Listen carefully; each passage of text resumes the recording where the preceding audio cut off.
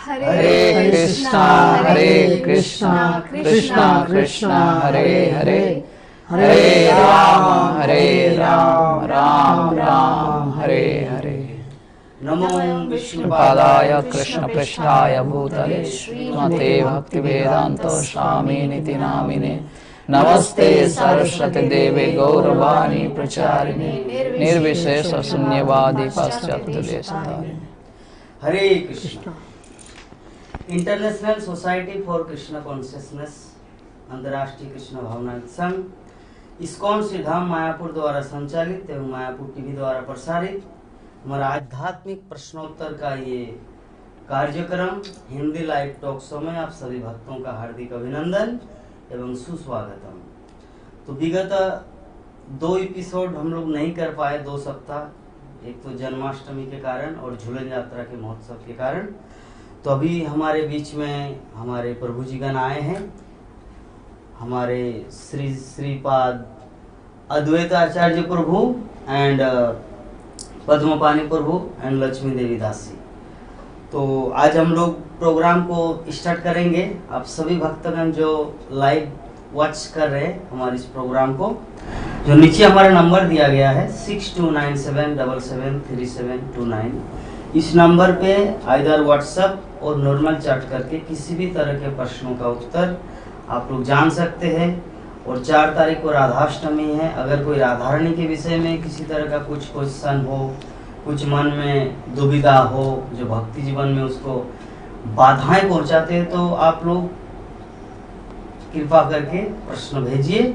हमारे महानुभाव भक्तगण आए हैं, आप सभी भक्तों के प्रश्नों का उत्तर देने की कृपा करेंगे। तो सबसे पहला प्रश्न जो हमारे बीच आया है वो है आपका अनन्या पॉल माता जी का प्रश्न है, बांग्ला में भेजे हैं। हरे कृष्ण प्रभु जी धन्यवाद प्रणाम।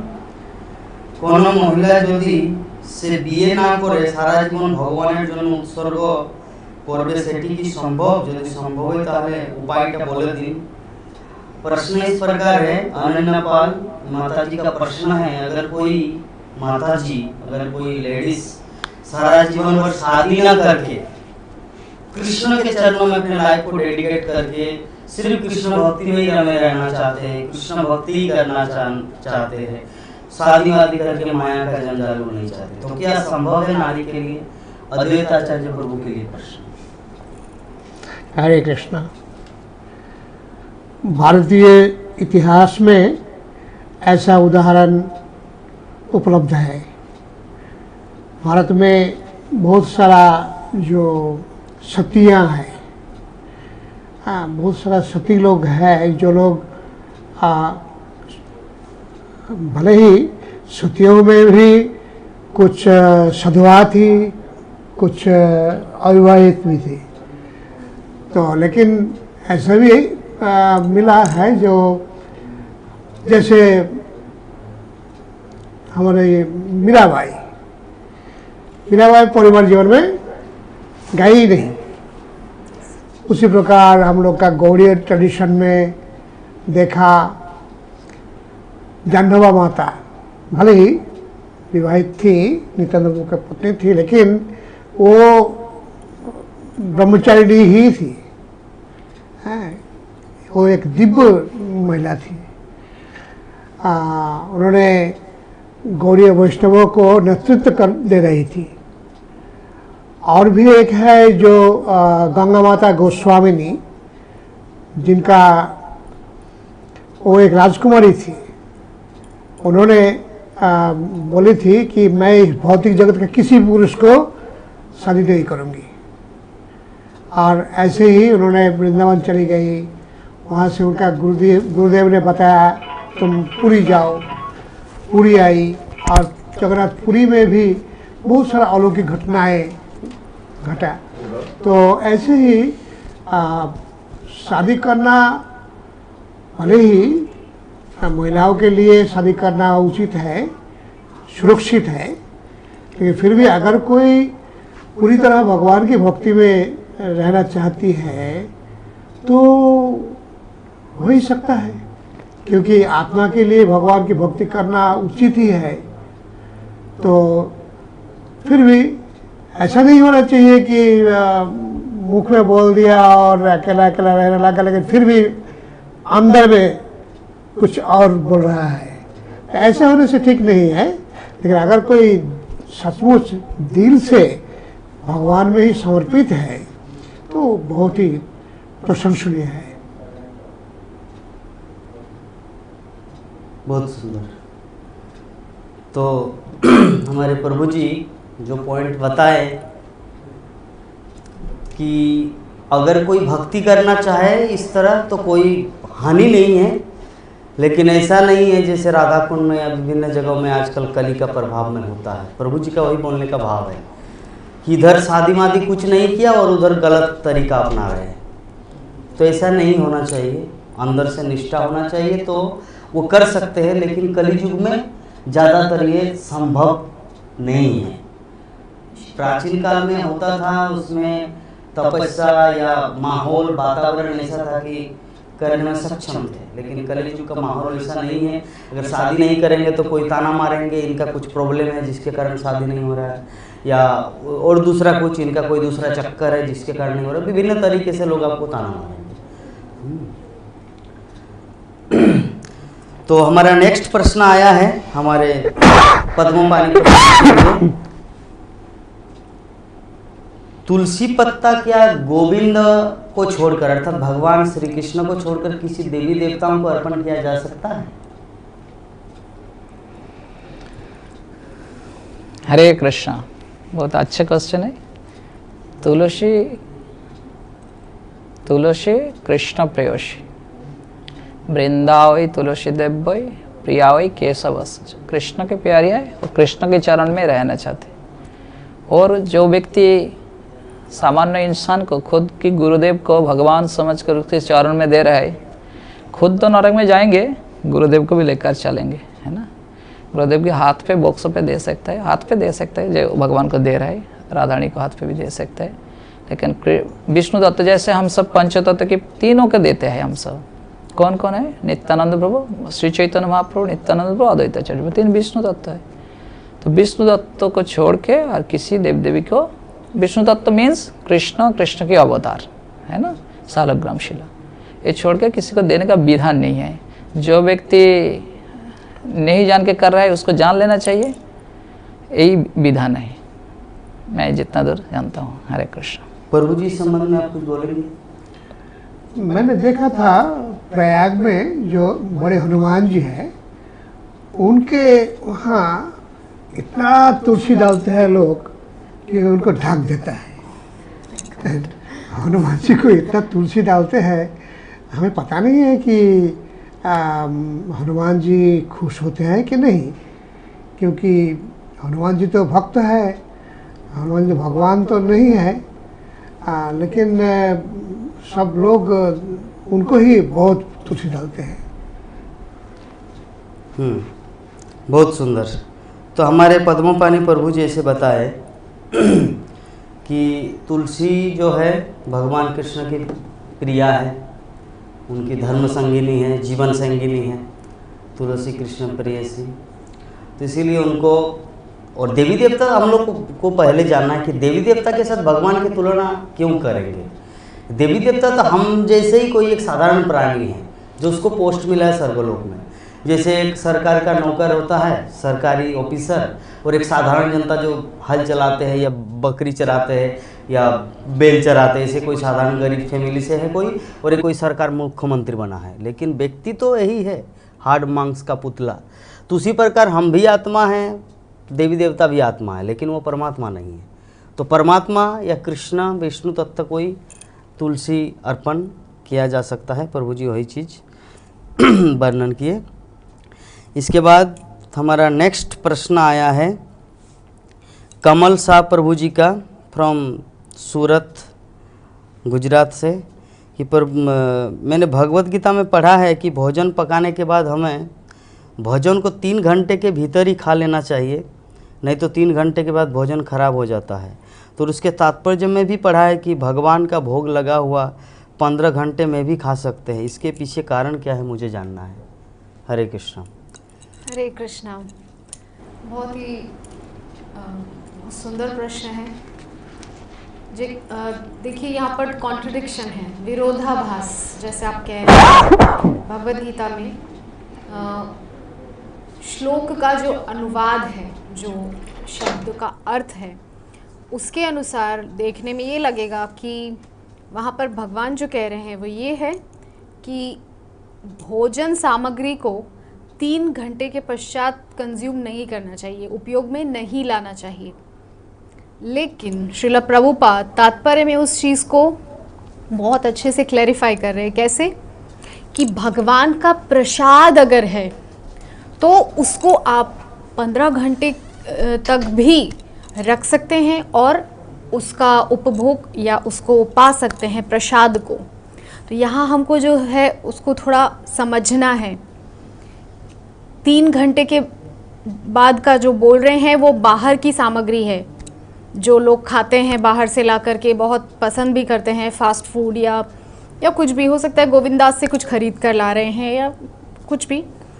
लेकिन आप घर में भगवान के लिए विचार करके कि मैं भगवान के लिए बनाऊं, भगवान की सेवा के लिए, भगवान को संतुष्ट करने के लिए, तो जब आप भोग बनाएंगे फिर उसको बाकायदा मंत्रों का उच्चारण करके भगवान को निवेदित करेंगे, तो वो भगवान का जो भगवान को निवेदित हो चुका जो प्रसाद है उसको आप 15 घंटे तक इस्तेमाल कर सकते हैं। आपको डिस्क्रिमिनेट करना आना चाहिए कि वहाँ किस चीज़ के पर कॉन्टेक्स्ट में क्या बोला जा रहा है, उसको समझना है आपको। हरे कृष्णा। बहुत सुंदर। एक पॉइंट प्रभु जी बोलना चाह रहे हैं। भगवान का प्रसाद और भगवान अभिन्न है। कृष्णेर प्रसाद अन्न त्रिभुवन करे धन्य, त्रिपुरारी नाचे जहाँ पाई।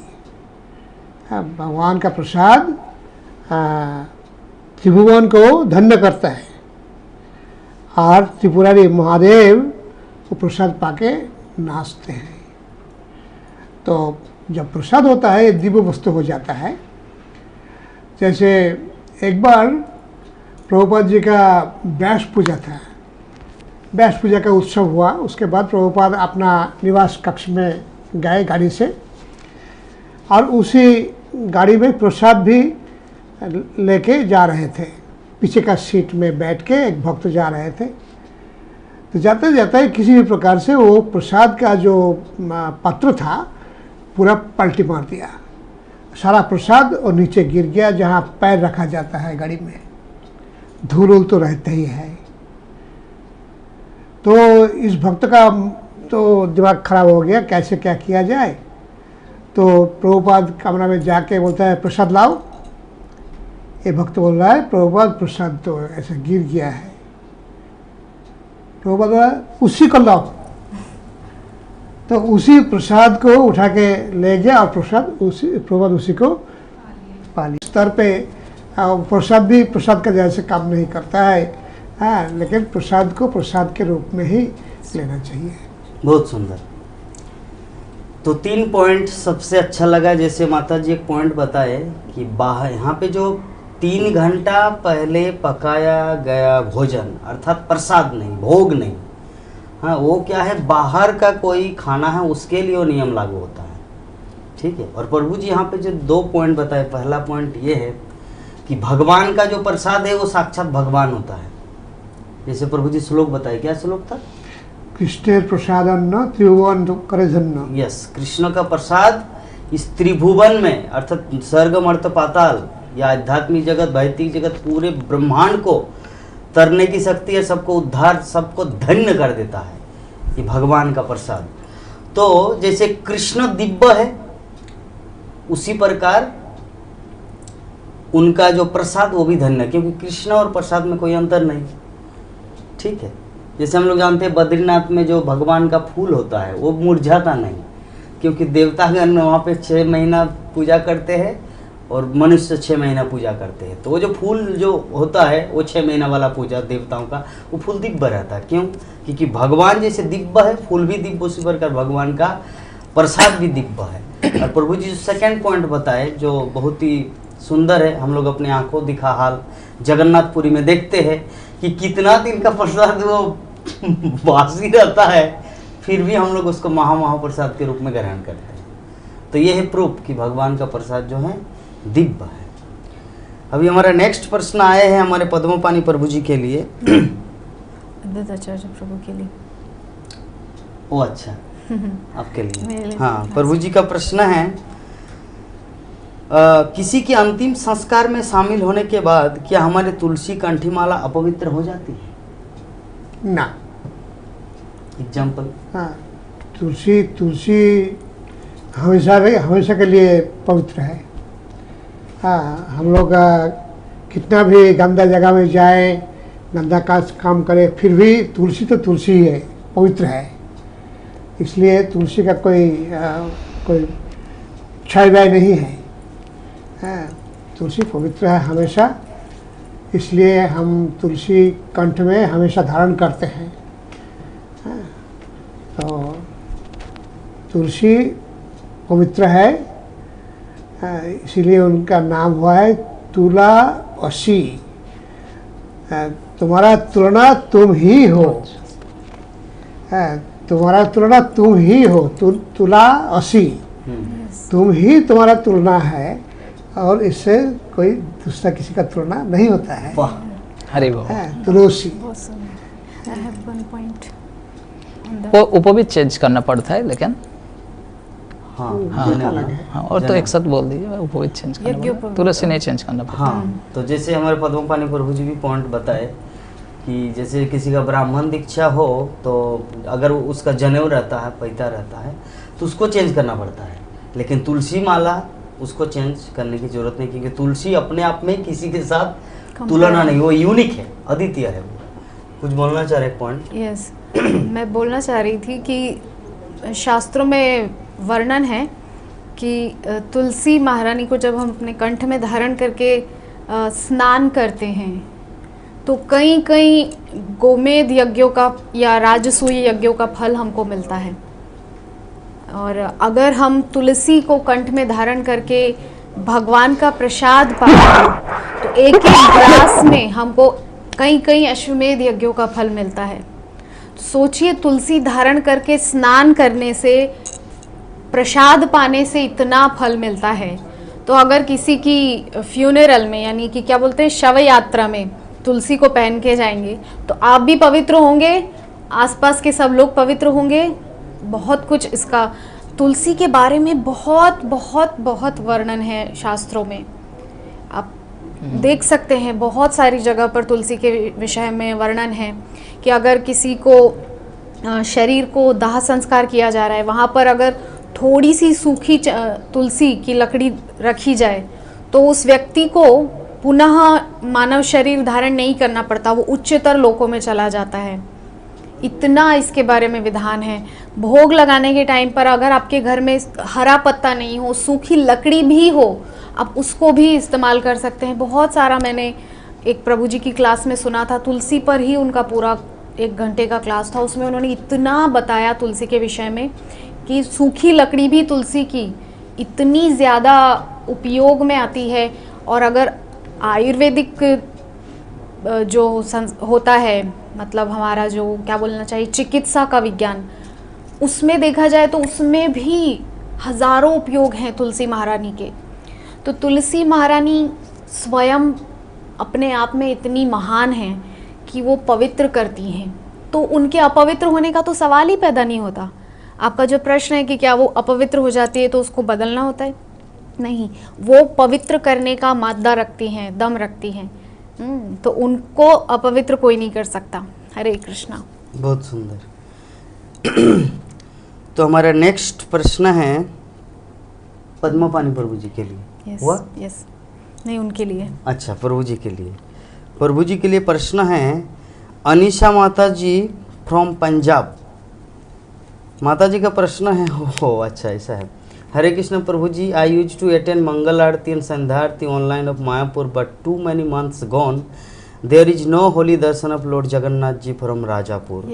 वाई प्लीज वहाँ के भी दर्शन करवा दीजिए जैसे पहले करवाते हैं। हरे कृष्णा। तो प्रभु जी ये माता जी का प्रश्न आया है Antardeep Prabhu. Hare Krishna. Antardeep Prabhu ji, one question from Anisa Mata ji from Punjab. So Mataji's question is that 2 months before, every day in Mangal Aarti we what is called Jagannath, Bagadesh Rajapur, we take darshan, but now after 2 months not darshan.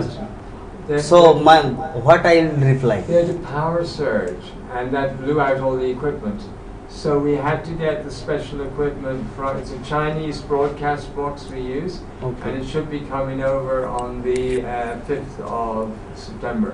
Okay. Then we'll get Lord Jagannath Okay, back very nice. for Mataji again. चलिए, तो हमारे अनिशा माता जी, आपके लिए हमारे Mayapur TV international headquarter ISKCON Mayapur TV के जो chairman और हर्ता करता, जिनकी कृपा से मायापुर टीवी, श्रीमद जयपताका स्वामी गुरु महाराज का कृपा धन्य शिष्य, जिन्होंने अपने शिष्य अर्थात अंतरदीप प्रभु जी को बोला कि आप मायापुर टीवी के माध्यम से मायापुर की महिमा को ग्लोरीफाई कीजिए। तो प्रभु जी लंदन इंग्लैंड को छोड़कर यहाँ पर मायापुर धाम में बस के उनके जीवन का एक ही लक्ष्य है, अपने गुरु महाराज की सेवा करना मायापुर टीवी के माध्यम से। तो उनकी मुख निश्चित वाणी हम लोग अभी श्रवण किए। प्रभु जी का वचन है कि 5 सितंबर को शायद पुनः जगन्नाथ का दर्शन होगा। और आज सुबह मैं ऑफिस में बात कर रही थी इस संबंध में, तो शायद वहाँ का कैमरा खराब हो चुका है, तो आफ्टर राधाष्टमी विल भी मतलब ठीक होगा, ये मैंने सुना। तो चिंता मत कीजिए, जगन्नाथ का दर्शन होगा, प्रभु जी बोल दिए। तो साथ साथ में एक क्वेश्चन आया है माता जी का हमारे पद्मपानी प्रभु जी के लिए कि प्रभु जी राधाष्टमी का भी बताइए कि भोग सेवा में क्या ऑफर करें। हरे कृष्ण। राधा रानी कैसे कितना अच्छा कुक है, थोड़ा सुन लीजिए। एक बार दुर्वासा मुनि को खिलाया, उन्होंने आशीर्वाद दिया, इनके हाथ पे जो खाएंगे वो दीर्घायु होगा। ये सुनकर ब्रज की राजा माँ जसोदा ने क्या किया, राधा रानी को बुलाते थे और हर दिन कुकिंग करते थे। ऐसा मैं कभी कभी सुना, ये राधा रानी लक्ष्मी देवी एक चीज़ को रिपीट नहीं करते 2 बार। थोड़ा सोच लीजिए क्या क्या कैसे कैसे कुकिंग करना था। हाँ, हर चीज़ ये क्या है देखना पड़ता है। कोई चीज़ जब ध्रुव महाराज को नारद मुनि ने उपदेश दिया तब बोला स्थान काल पात्र देखना पड़ता है कहाँ क्या। जैसे बांग्ला में क्या होता है, बहुत सारे सब्जी अवेलेबल है, आप एमपी में जाएंगे इतना सब्जी अवेलेबल नहीं है ना। तो अलग अलग स्थिति में देखना पड़ता है, हर चीज़ पसंद करते हैं। हाँ, कृष्ण ने तो वो बता ही दिया, एक रेगुलेशन दिया, उसके अंदर जो कुछ बनाएंगे कृष्ण राधारानी खुश हो जाएंगे। पत्रम पुष्पम फलम तयम, बस इसके अंदर बनाओ कि क्या क्या चीज़ बनाना आता है। एक ऐसा कोई लिस्ट नहीं हो सकता है, कितना खाद्य द्रव्य बना सकता है इसके अंदर, ये कोई लिस्ट गिनती नहीं कर सकता। मैंने ये सुना प्रभुपाद की जो व्यास पूजा होता है, जन्माष्टमी होता है, 1000, 2000, 3000, 10,000 तक पे भोग चढ़ता है। तो मैं कैसे दूसरा समय में इतना पद के नाम बताओ, ना तो मैं कुक हूँ है ना। तो इसका उनकी डिज़र्ट्री में कुछ कुकिंग है, बहुत सारे माता लोग भी है हमारे भक्त लोग, वो भी जो कुछ दिन देते हैं कुकिंग के बारे में सलाह देता है, मिल जाएगा आपको।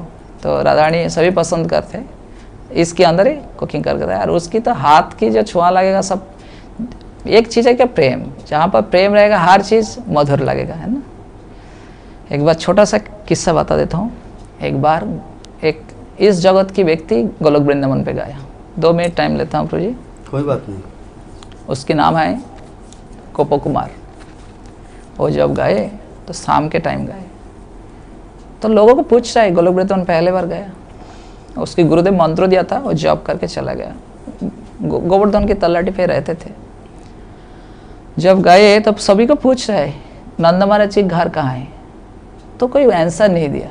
जब आंसर नहीं दिया तब ये तय किया हो सकता है ये लोग सब गूंगा है, नहीं तो बहरा है वो लोग, और नहीं तो क्या है वो लोग इतना कोई अनिर्वचनीय विषय में इतना तल्लीन है जब मेरे बात को उनको सुनाई नहीं दिया।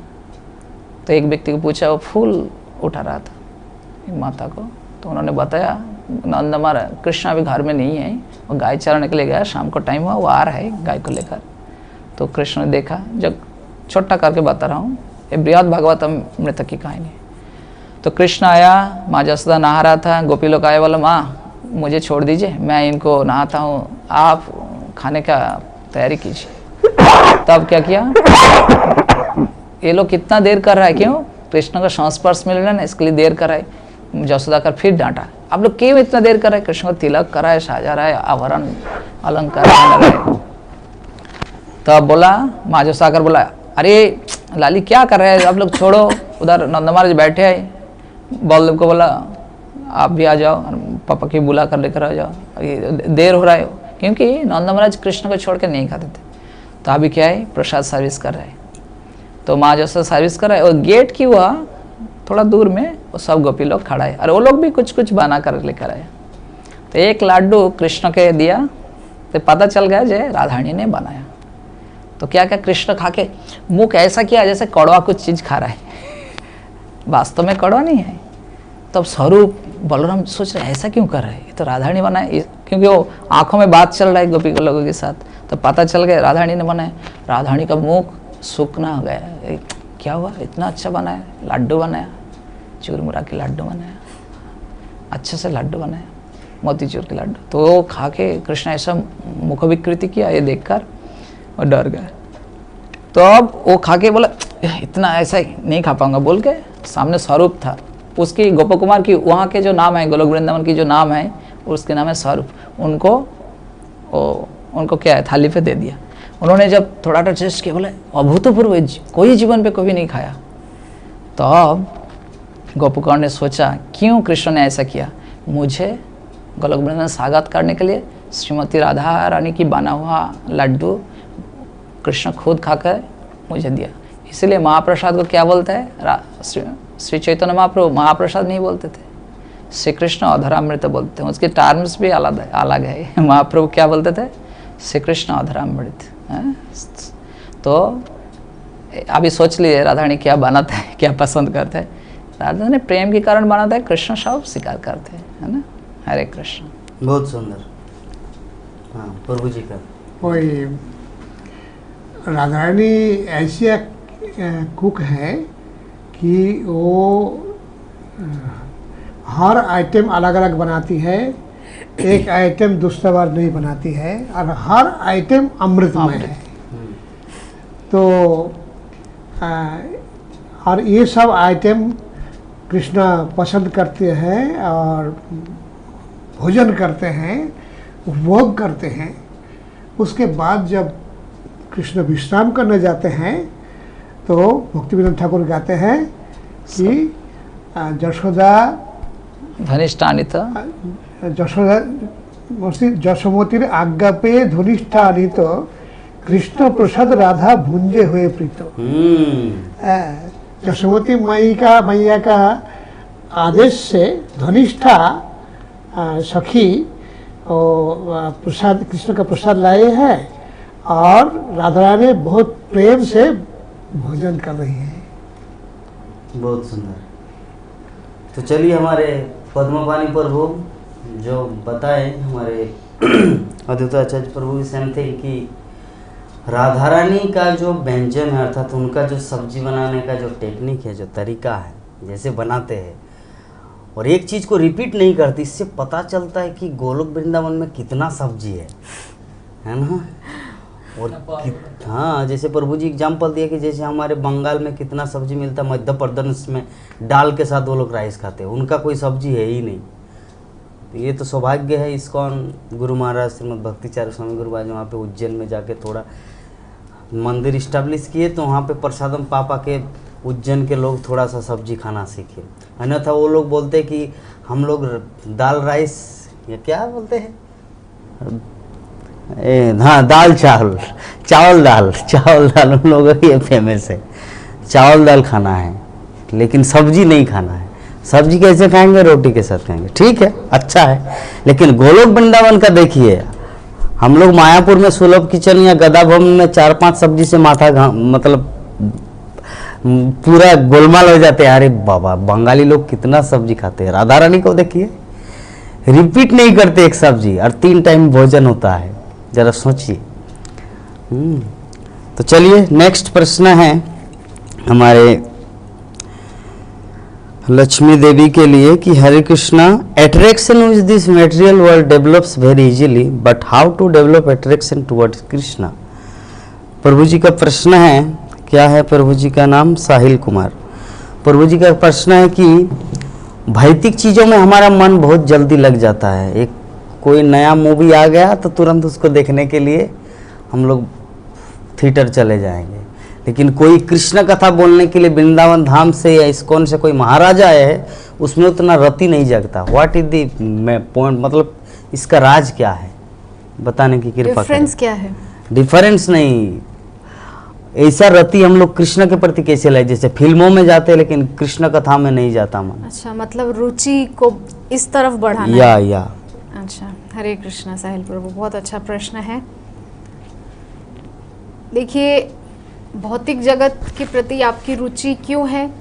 क्योंकि आप केवल इसी जन्म से नहीं, कई कई जन्म से, युग युगांतरों से बार बार इसी भौतिक जगत में आ रहे हैं, भौतिक जगत की चमक धमक को देख रहे हैं, चकाचौंध को देख रहे हैं, उससे इन्फ्लुएंस हो रहे हैं, प्रभावित हो रहे हैं। इसीलिए आपको और ज़्यादा उसमें रुचि बढ़ रही है।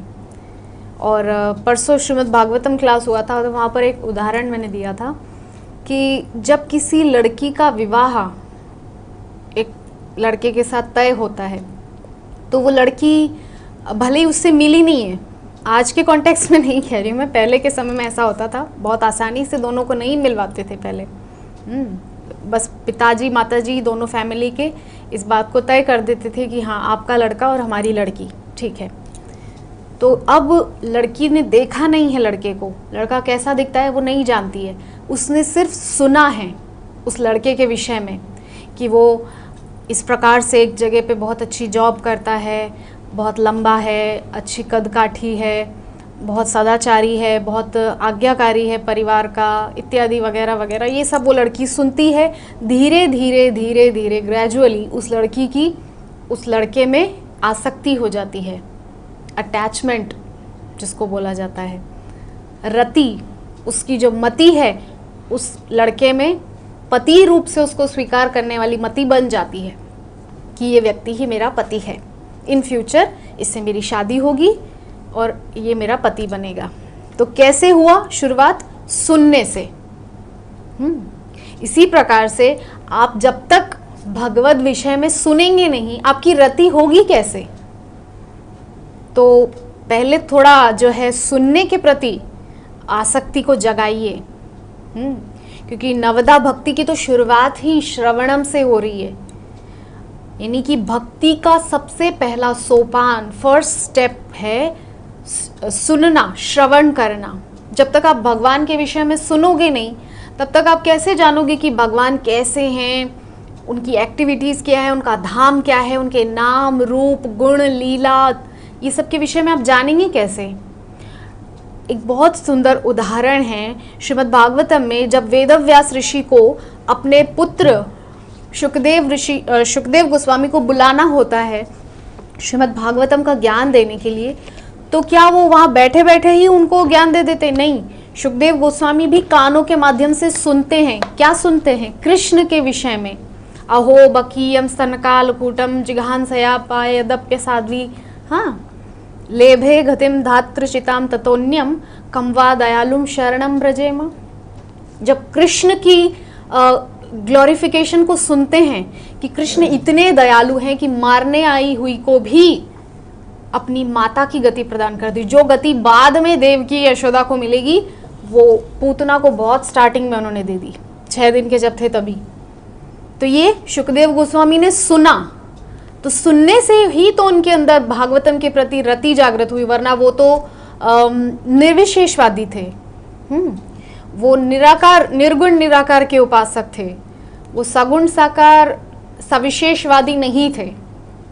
ठीक है, तो क्या हुआ?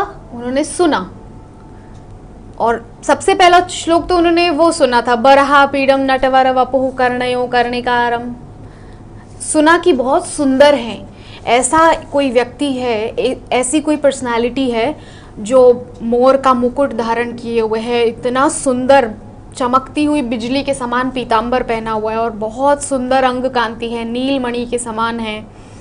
तो उन्होंने सुना और सोचा कि कोई इतना सुंदर भी हो सकता है क्या।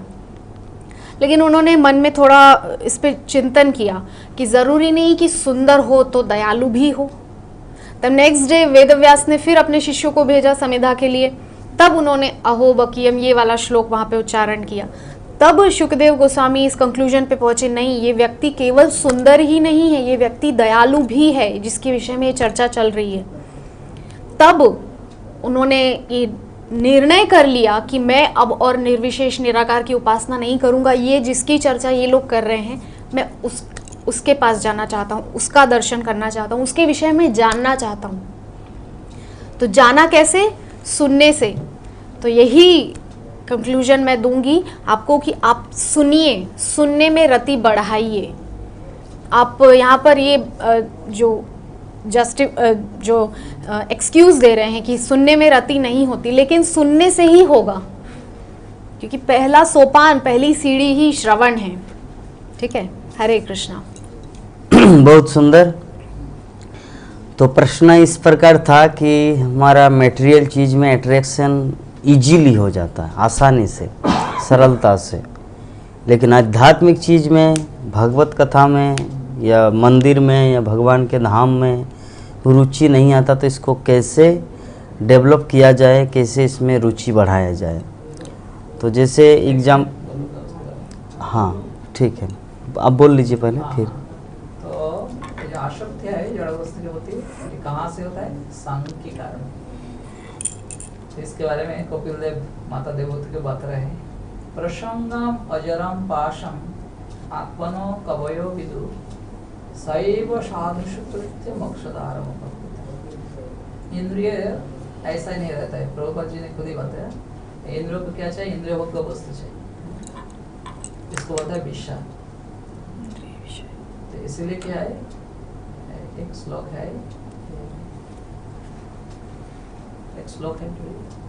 दुख जना ये बते जे ही संस्पर्श हो जाए। इंद्रिय के साथ जब इंद्रिय विषय के वस्तु एक साथ होता है, मान लीजिए जीव के लिए क्या चाहिए? रस। तो 1 सेंटीमीटर दूर में रखिए, कोई टेस्ट नहीं मिलेगा। उसके साथ जब तक संस्पर्श नहीं होगा तो इसको बोलते हैं संस्पर्श सुख। तो क्यों भी इस जगत की वस्तु के प्रति हम सब आ सकते हैं? नहीं, उससे एक संस्पर्श सुख मिलता है। चौक के लिए दृष्टि, दर्शन, कोई सुंदर वस्तु, कोई कुछ भी हो, मैं नहीं बता रहा हूँ क्या चीज़ है, खाद्य, दो उदाहरण लेता हूँ। कान के लिए सुंदर संगीत, तीन एग्जाम्पल ले लेता हूँ। ये संस्पर्श जो क्या करते हैं? दुख की कारण है। तो ये संस्पर्श तरह की भोग नहीं करेंगे तो वो सीखना पड़ेगा। इसके लिए बलदेव बता रहा है, प्रसंगम अजरंग पाशम आत्मन कवय विदु। जो संग है और संग के कारण जो आसक्ति उत्पन्न होता है, आसक्ति खराब नहीं, आसक्ति जीरो नहीं हो सकता है। आप कृष्ण के प्रति आसक्ति, कृष्ण के साथ संपर्कित चीज़ों के प्रति आसक्ति डेवलप कर सकते हैं, नहीं तो मटेरियल चीज़ों के प्रति आसक्ति डेवलप कर सकते हैं। हाँ, ये चीज़ सत्य है, मटेरियल जो हैप्पीनेस है तुरंत मिल जाता है। इसके लिए कृष्ण ने 18 अध्याय में बता रहे, द्वैवासु संपदेश विभाग में बता रहे, 3 प्रकार हैप्पीनेस है। एक है जस्तदग्र विषय में व परिणामे अमृतपम, वह सात्विक सुख। पहले कठोर तपस्या करेंगे, बाद में सुख मिलेगा। कुछ है, पहले ही बहुत आनंद मिलेगा, बाद में दुख मिलेगा। और जो तमोगुण की सुख क्या है? वो शुरू में भी दुख और बाद में भी दुख। तो इसीलिए थोड़ा बुद्धिमानी के साथ चयन करना पड़ेगा। इसीलिए वो जो पहले श्लोक में की अवतारणा मैंने किया, प्रसंगम अजरम पाशम आत्मनो कवय विदु सैव साधु सुकृत। किसके साथ वो आसक्ति बढ़ाना है? साधु से। साधु क्या बोलेंगे? गलत चीज के प्रति आसक्ति छोड़ने के लिए शिक्षा देंगे ना। सैव साधु सुकृत मोक्षदारम अपवृतम। अपवृत और आवृत, आवृत माने ढाका, बंद है दरजा, अपवृत माने खुल जाएगा, मोक्षदारम माने भक्ति की द्वार खुल जाएगा। अभी क्या चाहता है? हर व्यक्ति का इंडिविजुअल है, डिसीजन है, कौन क्या चाहते हो। वो आसक्ति बढ़ाना चाहे, बढ़ा पाएंगे। आज कृष्ण के साथ आसक्ति बढ़ाने के तो चैनल किया, सभी को शिक्षा दे रहा है बढ़ाने के लिए, सुनने के लिए। ठीक है प्रभु, बहुत सुंदर। प्रभु जी बोलिए। रुक्मिणी देवी सुनी थी कृष्ण भगवान के बारे में, उनका रूप, उनका गुण, उनका लीला सुनते सुनते उनका इतना आसक्ति हो गया कि उन्होंने तय कर लिया कि मैं उन्हीं से शादी करूंगी। तो हर प्रकार का रुकावट के बावजूद उन्होंने कृष्ण को ही विवाह किया, चॉइस किया और उन्हीं से शादी किया। उसी प्रकार देखा जाता है रघुनाथ दास गोस्वामी, उनका घर में उन्होंने जहाँ पढ़ाई के लिए जाते थे वहाँ पे हरिदास ठाकुर आया करते थे। हरिदास ठाकुर आके गौरांग महाप्रभु के बारे में, भक्ति के बारे में बताते थे और वो सुन के रघुनाथ दास गोस्वामी इतना वैराग्य उत्पन्न हो गया कि उन्होंने खुद को महाप्रभु के चरणों में समर्पित कर दिया। तो अंत में तो चल ही गया। तो ऐसे ही सुन के बांग्ला में एक गाना सुना था, गाइए। तारे आमी चोखे देखिनी, तार अनेक गल्प शुनेছি, गल्प শুনে অল্পে অল্পে তারে আমি ভালোবেসেছি। तारे आमी चोखे देखिनी, मैंने उनको आंखों से नहीं देखा, तार अनेक गल्प শুনেছি, मैंने उनके बारे में बहुत ही कहानियां सुना। गल्प सुने अल्पे अल्पे गप सुन के धीरे धीरे तारे आमी भालोबेसेছি, मेरा उनसे प्रेम हो गया है।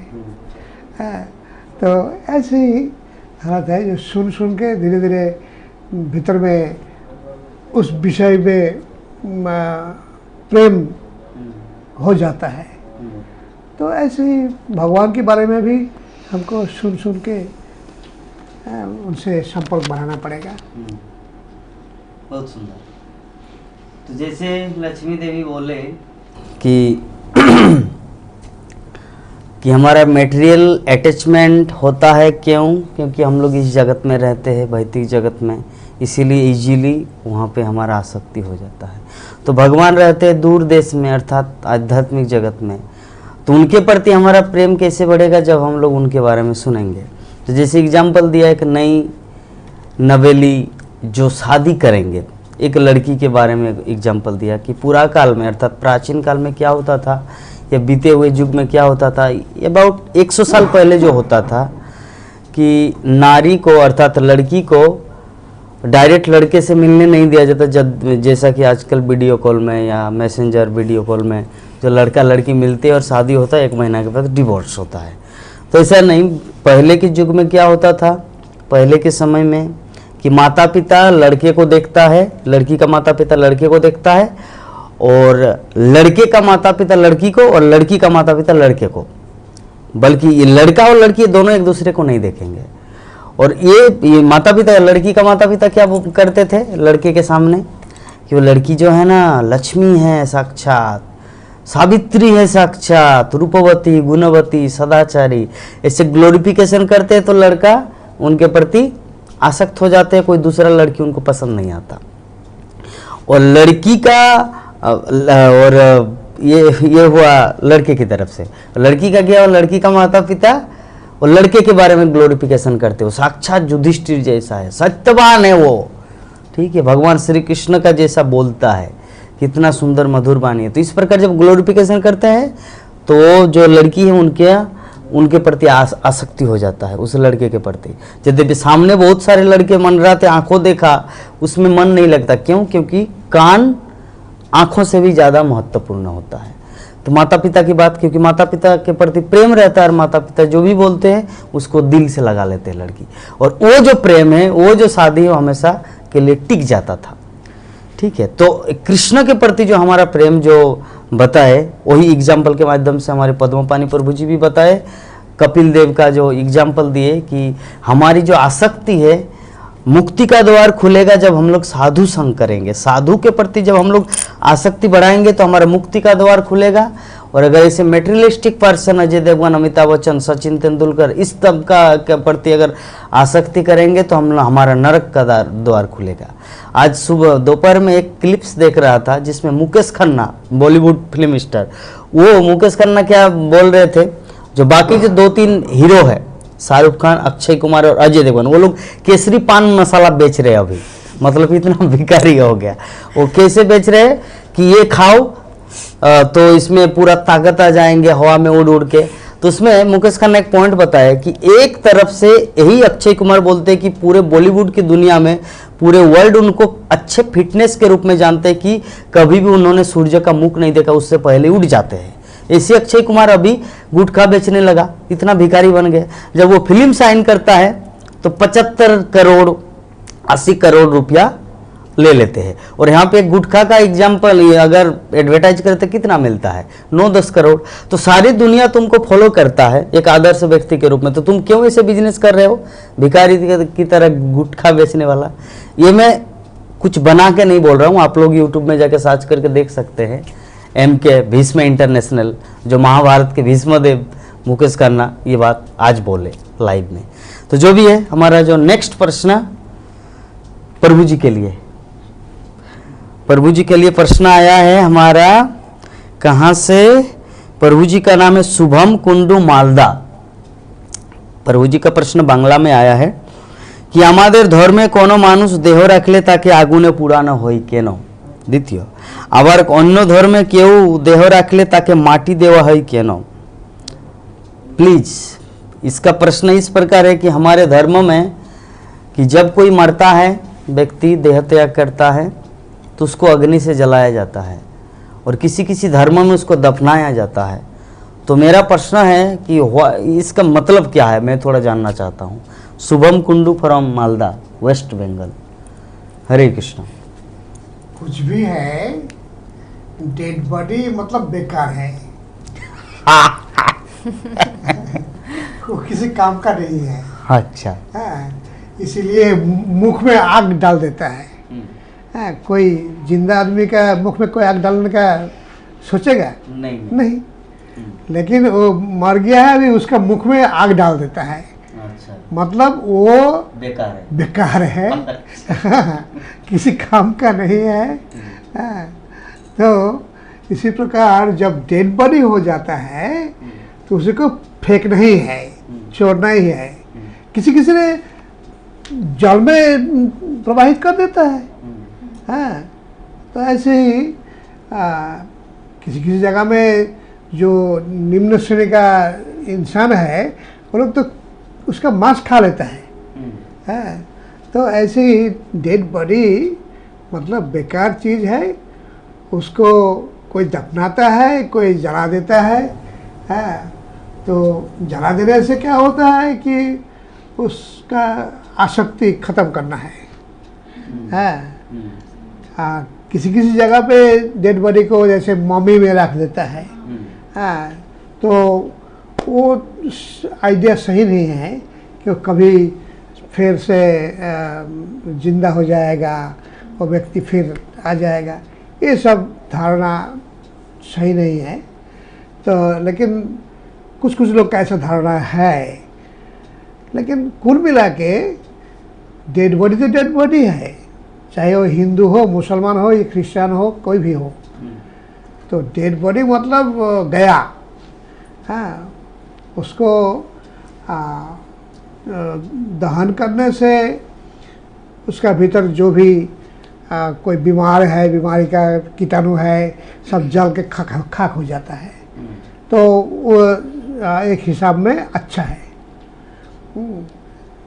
लेकिन किसी किसी जगह पे जैसे हम लोग का वैष्णव, जो बड़े बड़े वैष्णव होते हैं, उनको भी समाधि में डाला जाता है। लेकिन समाधि में क्या किया जाता है, बगल में नमक डाल के, ताकि पूरा नमक से जर जाए। तो उससे भी ख़त्म हो जाता है।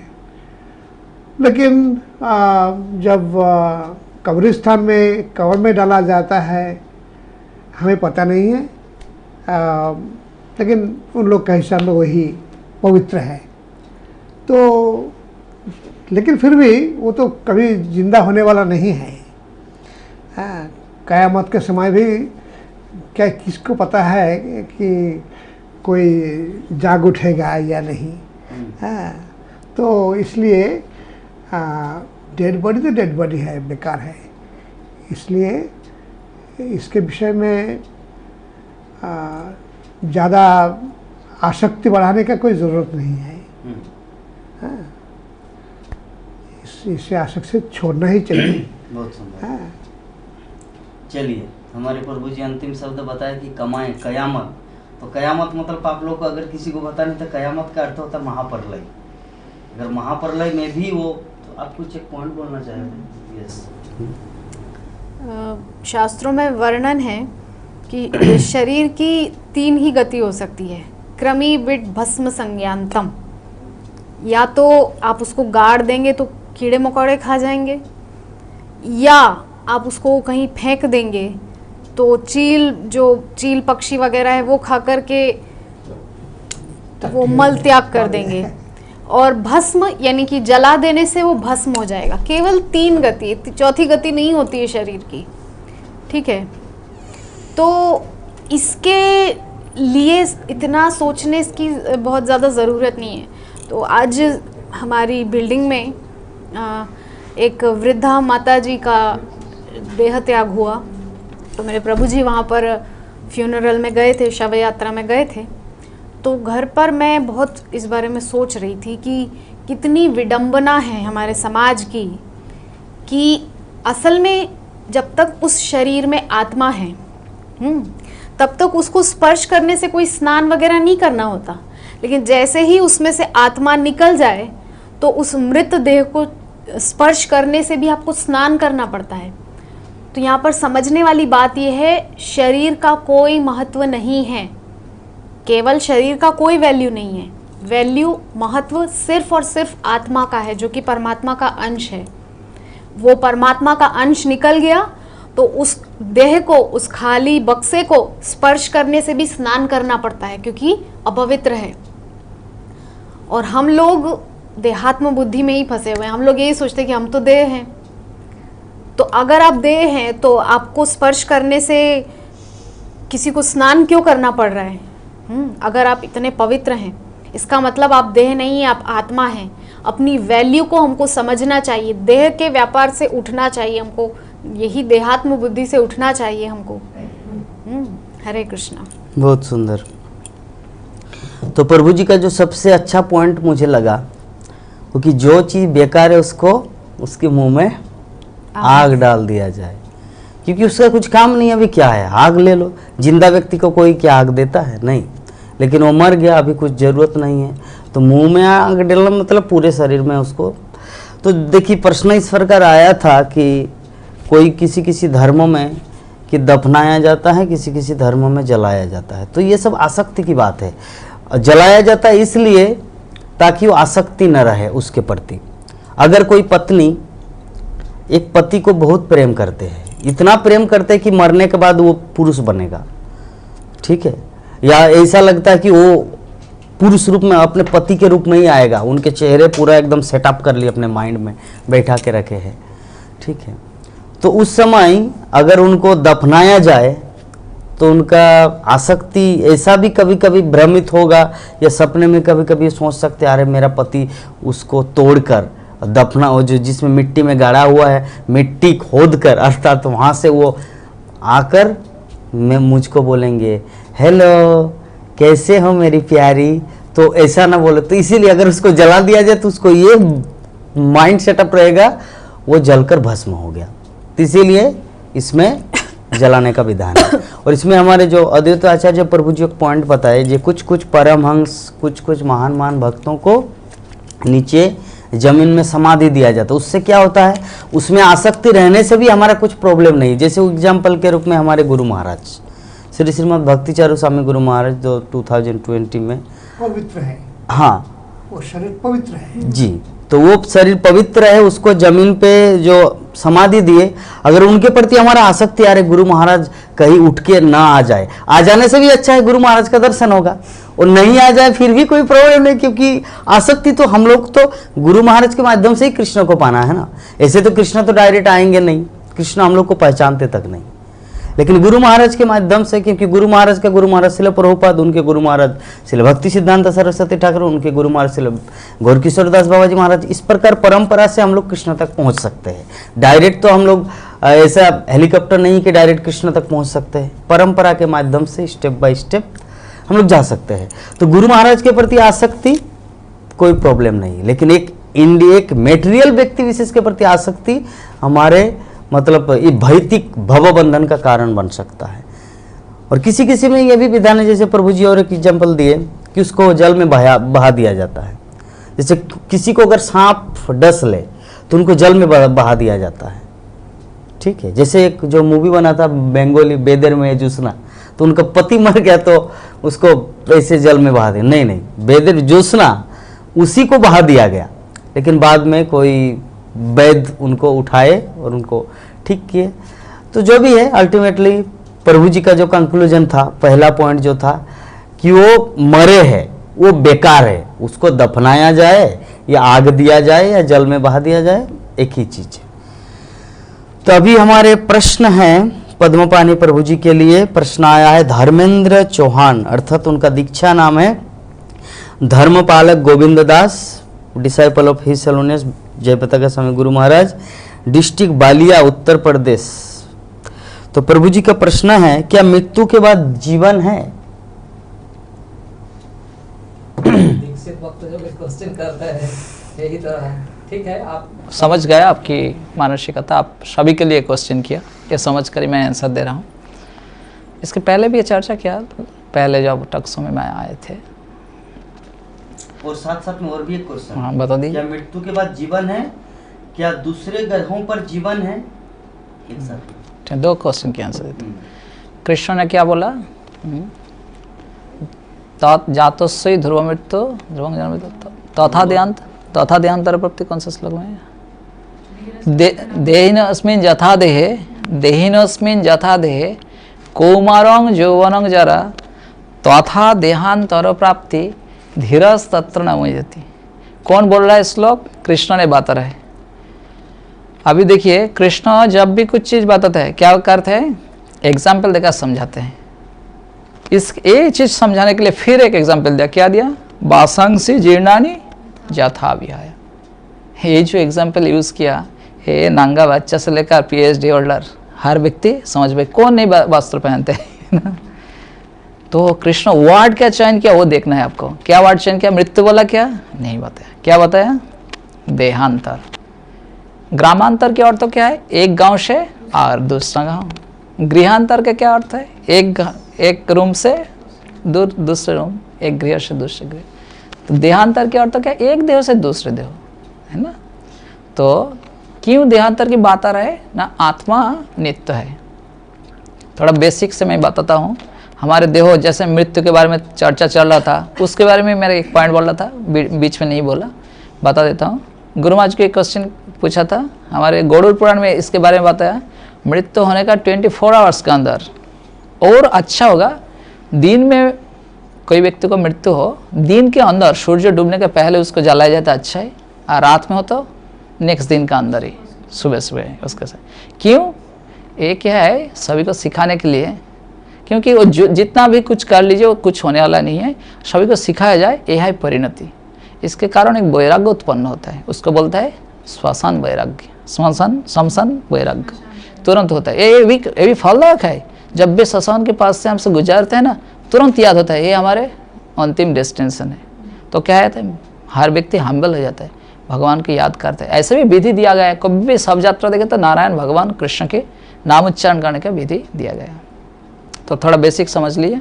एक क्वेश्चन ठीक है, आप प्रचार के लिए बताया, आप तो जानते हैं, मुझे बिल्कुल पता है, उत्तर जानते हैं। हमारे देह किससे गठित है? 5 उपादान से गठित है। जल, मिट्टी, वायु, अग्नि, आकाश। और 3 सूक्ष्म चीज है, मौन बुद्धि अहंकार छोड़ दिए, वो उसके बारे में बाद में चर्चा करेंगे। ये जो 5 उपादान है, एक भी उपादान सजीव नहीं है, जड़ है। लेकिन हमसे जड़ की तरह व्यवहार नहीं कर रहा हूँ। जड़ और चेतन के क्या फर्क है? जड़ की ये 5 चीज़ नहीं होगा, 6 चीज़ नहीं होगा। 6 जो परिवर्तन होता है वो नहीं होगा जो जीवन की होता है।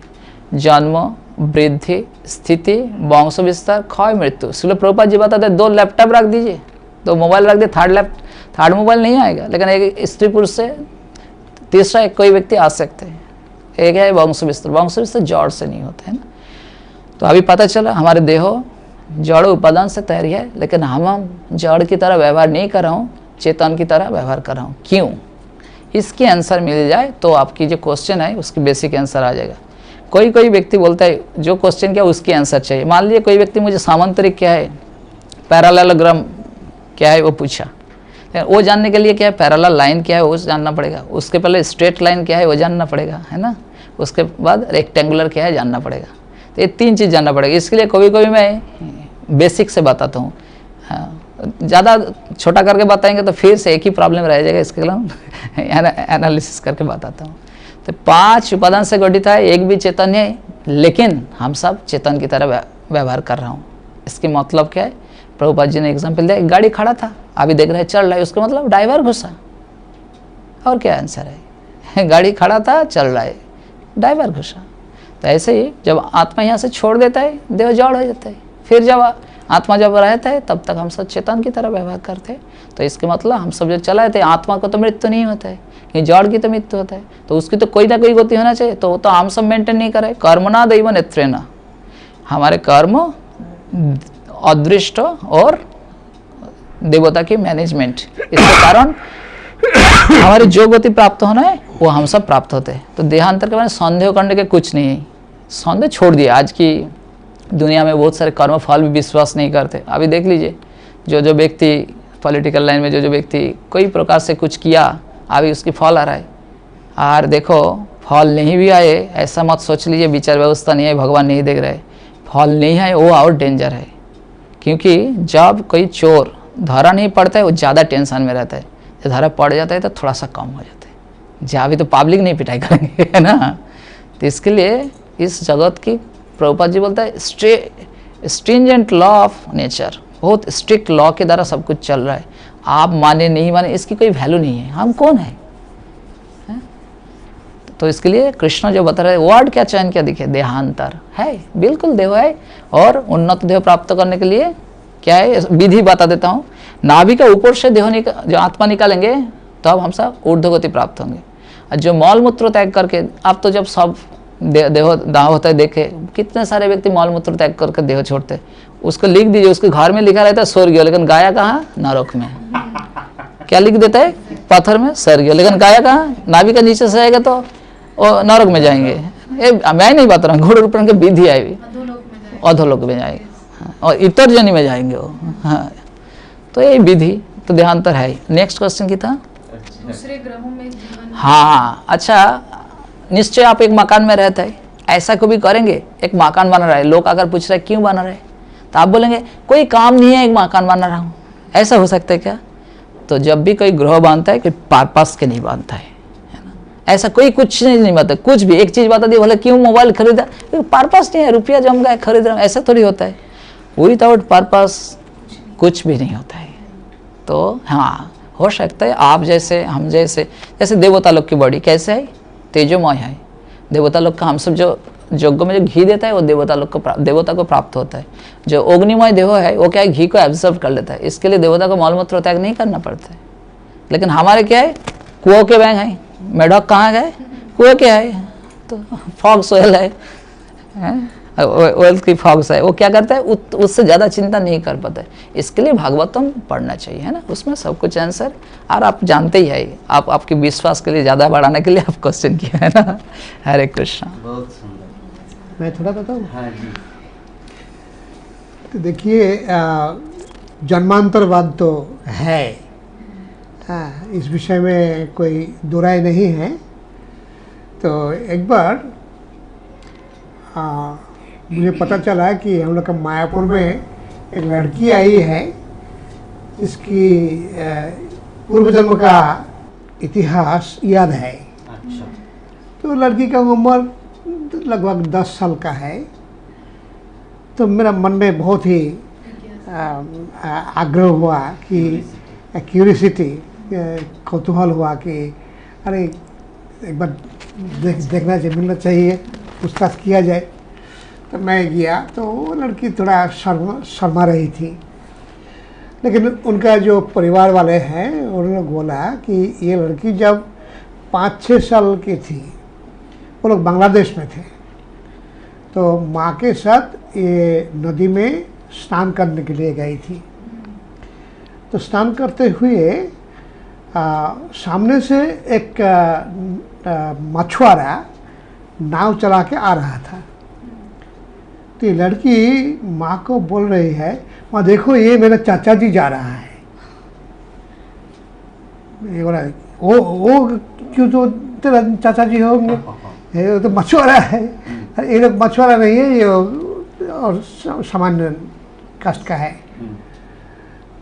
तो ये लड़की बोली नहीं नहीं नहीं, वो मेरे चाचा जी है। कैसे? उसके बाद वो बोली कि मैं अगला जन्म में फलाना गांव में, फलाना मोहल्ला में, मछुआरों के मोहल्ले में जन्म लिया था, और उस समय हम लोग का घर के बगल से नदी है, तो नदी में मैं लंबा समय नहाया। तो मेरी माँ बहुत गुस्सा हो गई थी और मुझे मारी। उसके बाद मेरा बीमार हो गया, मेरा बुखार हो गया। बुखार के बाद टाइफाइड हो गया और मैं मर भी गया। तो मेरा शरीर को ले जाके वो कुलतला जो ब्रिज है, जो उसी के नीचे गाड़ दिया था, और मैं आम खाने के लिए मंगा था, तो एक आम भी साथ में दे दिया था। इतना तक याद है। तो उसके बाद सबका आग्रह हुआ, अरे क्या क्या बात बोल रही है। तो पता लगाया और वो गांव है, तो उस गांव में ले गया इस लड़की को। जाने से उस मोहल्ला देखा, सबको पहचान लिया और बोला ये मेरा पिताजी है, ये माँ है, ये है, वो है, सब सबूत मिल गया। उसके बाद अभी दोनों तरफ से पिता माता, ये लोग बोल रहे हैं कि तू हम लोग का लड़की है तो हम लोग के साथ रह जा, और ये लोग बोल रहे नहीं हम लोग का है तो हम लोग के साथ रह जाए। उसके बाद क्या किया जाए, तो बोले ठीक है, वो लड़की को ही चुनने दो कहाँ रहेंगी। तो लड़की ने चॉइस किया कि पहले का जो पिता माता उन लोग को बता दिया कि तुम लोग तो मुझे मार ही डाला, तुम लोग से हम क्यों रहेंगे ना, करके चली आई। तो वो लोग अभी वर्तमान में पश्चिम बंगाल में ही है, आशान नगर में है। तो ये घटना हकीकत है। तो इसी प्रकार का जाति स्तर का घटना बहुत सारा है। और भगवान बोलते हैं जातोश्री ध्रुव मृत्यु, जिसका जन्म होता है मरना ही है, इसमें तो कोई दो राय नहीं है। अगर ये बात सही है तो दूसरा लाइन में बोलते हैं ध्रुवम मृत्यु ध्रुवम जन्म मृत्यु सच, जो मरते हैं उसका जन्म होना ही होना।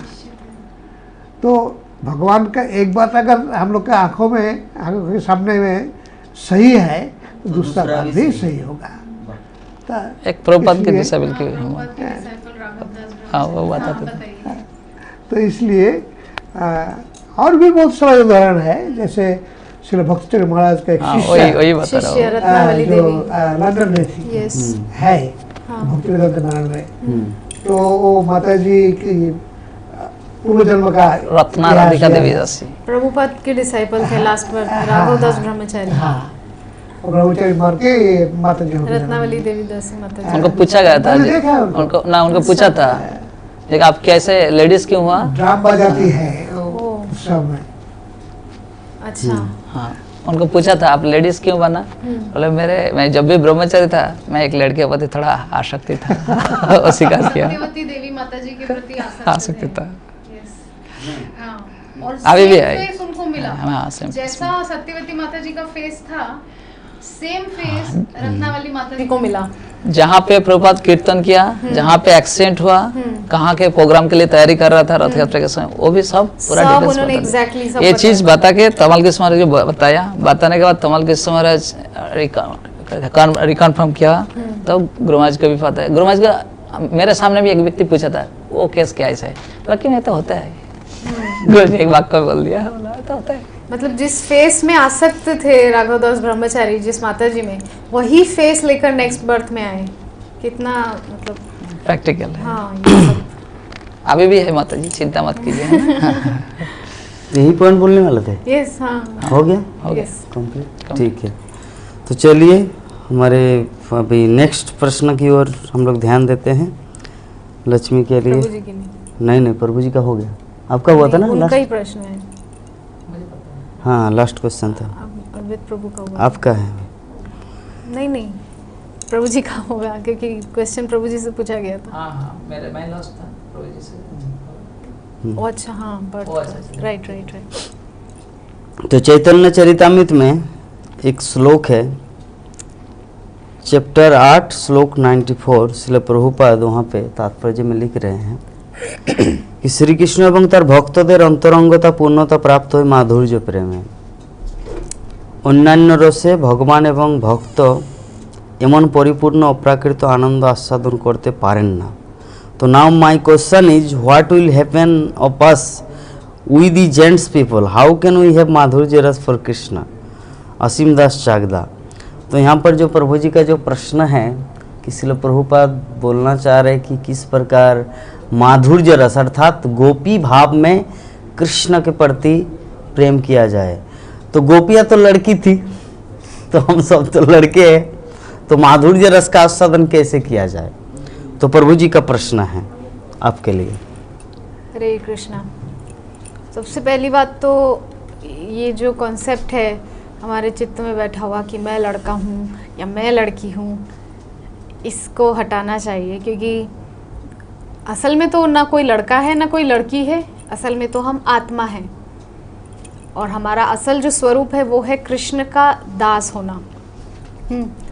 तो शुरुआत हमको दास्य रस से ही करना चाहिए। वैसे देखा जाए तो डायरेक्ट माधुर्य रस पे हमको नहीं जाना चाहिए, क्योंकि वो बहुत ऊंचा रस है, हम वहाँ तक डायरेक्टली नहीं पहुँच सकते। ठीक है। चैतन्य चरितामृत में जो श्रीमन महाप्रभु जिस श्रीमती राधा रानी के जिस भाव को आस्वादन किए हैं अपनी पूरी लीला में, तो वहाँ पर वर्णन है कि महाप्रभु के उस भाव को केवल महाप्रभु के पार्षद ही समझ सके, संसार में और कोई नहीं समझ सकता। महाप्रभु के जो पार्षद हैं वही जान सकते हैं। महाप्रभु को जो एक्सटेसी आता था, जो प्रेमोन्माद आता था, उसको महाप्रभु या उनके जो नित्य जो अंतरंग पार्षद हैं, सभी का नहीं बोल रही हूँ मैं, अंतरंग पार्षद है वही समझ सकते हैं। तो इसी प्रकार से माधुर्य रस, हाँ सही बात है कि सबको माधुर्य भाव से ही कृष्ण उपासना करनी चाहिए, लेकिन डायरेक्टली तो कोई ग्रेजुएशन की पढ़ाई नहीं करता है ना। शुरुआत तो पहले किंडरगार्टन से स्टार्ट किया जाता है, या क्या बोलते हैं, फिर LKG, UKG, फिर नर्सरी, फर्स्ट, सेकेंड, थर्ड, इस प्रकार से। तो डायरेक्टली माधुर्य रस में नहीं पहुंचना चाहिए, पहले शुरुआत करनी चाहिए स्टेप बाय स्टेप। फिर वैष्णवों की संगत से, साधु संग से, भगवान के विषय में ज़्यादा से ज़्यादा सुन करके आपके अंदर माधुर्य भाव का उदय होगा, और फिर आप माधुर्य भाव का आस्वादन कर सकते हैं, माधुर्य रस का आस्वादन कर सकते हैं। हरे कृष्णा। ये प्रभु जी वांट टू से समथिंग। हाँ, एक क्वेश्चन हर व्यक्ति का मन में आता है। एक क्वेश्चन जीव गोस्वामी ने नित्यानंद को पूछा था। नित्यानंद पुणे को कोई व्यक्ति नवद्वीप धाम मात्र पढ़े तो वहाँ पे डिटेल्स दिया हुआ है। आज सुबह क्लास में भी बताया, छोटा करके पहले बताता हूँ।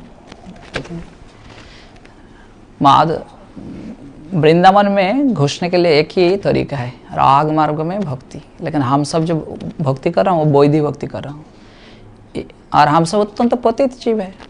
इसके लिए श्री चैतन्य कृष्ण ने एक प्लान रचा, जे तो ये भक्ति तो कभी नहीं दिया, चीरो अददतंग निज गुप्त वित्तम, बहुत काले दिया नहीं, अनर्पित चोरी चिरते नहीं दिया। तो कैसे मिलेगा जीव को? इसके लिए कृष्ण एक अलग फॉर्म लिया, वो है श्री चैतन्य महाप्रभु। इसमें क्या है? कृष्ण भी है, राधारानी है। आप भक्ति करेंगे विधि भक्ति कृष्ण को, और राधारानी रहने के कारण वो क्या है, ट्रांसफर हो जाएगा किस रूम में? राग मार्ग में अपने आप ट्रांसफर हो जाए। और इसके लिए श्रीपाद जौनदास प्रभु बताते हैं, ये रासलीला में पार्टिसिपेट करना, संकीर्तन में पार्टिसिपेट करना कोई फर्क नहीं है। रासलीला में क्या करते हो लोग? कृष्ण के नाम लेकर, गुण लेकर, लीला लेकर नृत्य करते हैं, कृष्ण का आनंद देने के लिए, खुद का आनंद मिलने का नहीं करते। और हम सब जो संकीर्तन में हरिनाम संकीर्तन करते हो, भगवान खुश करने के। अभी देखा आप लोग सभी संकीर्तन में हर व्यक्ति अट्रैक्टेड होता है। जब भी मैं देखा कभी कभी कोई गांव की, कोई शहर की, मोहल्ला की जब कीर्तन करके जाता है, वो सोते रहते तब भी उठ के आकर ऐसे प्रणाम कर जाते। क्यों? और रेस्पेक्ट है हर व्यक्ति, ये चीज़ है। और जो एक बात है, मान लीजिए कोई महाराज जी, हमारे शिवानंद भक्ति प्रेम स्वामी महाराज एग्जाम्पल देते हैं, आप दासरस में सेवा करना शुरू कर, माने कोई क्या बोलता है, मेड सर्वेंट, कोई मेड सर्वेंट किसी घर में नौकरी कर रहा है, मालिक शादी नहीं किया अभी तक, अभी मालिक को उनको पसंद आ जाए, शादी कर ले, तो क्या हो, तुरंत सर्वेंट से क्या हो जाएगा, वो माधुर्य रस प्राप्त हो जाएंगे। लेकिन प्रेशर से नहीं होगा, आप डिमांड करने से नहीं होगा। कृष्ण चाहे तो आपकी सेवा देखकर इतना खुश हो जाएंगे, आपको माधुर्य रस दे सकते हैं। एक दो चीज़ है, जो महाप्रभु को भक्ति कर रहा है, एक साथ दो जगह में रहेंगे, गोलोक नवद्वीप पे रहेंगे और गोलोक वृंदावन पे रहेंगे। इतना अच्छा मौका कब मिला किसी को? कोई कुछ ऐड करेंगे? अच्छा तो जो प्रभु जी और माता जी जो वर्णन किए कि अगर कोई लड़का हो तो कृष्ण से कैसे लड़की भाव में प्रेम करे, तो जैसे माता जी वर्णन किए कि रियलिटी में हम सब आत्मा है, और आत्मा कोई ना कोई लड़की होता ना लड़का होता, वो भाव होता है। गोपी कोई लड़की नहीं, गोपी एक भाव है, ठीक है। तो भाव से ही हम लोग भगवान को प्राप्त कर सकते हैं।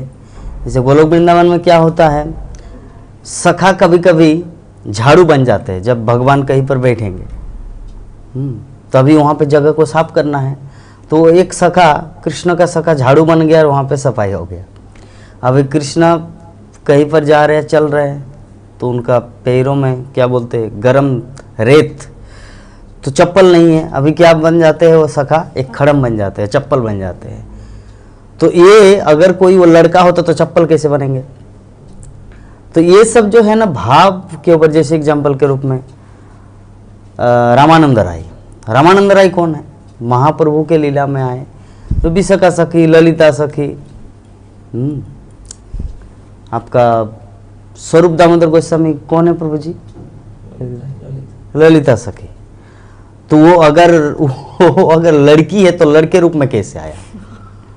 ये तो सोचने वाली बात है। गदाधर पंडित, अगर वो लड़की होता तो लड़के रूप में कैसे आया? राधा रानी है साक्षात, तो लड़के रूप में आया। तो इससे पता चलता है कि भगवान एक्टिंग करता है, अर्थात लीला करते, तो लीला में जिस समय भक्तगण जानते भगवान के मनोभाव को, और उस मनोभाव को देखकर भक्त के पास भी वो क्षमता है, योगिक शक्ति है। ऐसा नहीं कि सब समय भगवान से भीख मांगते कि मुझे वो शक्ति दो।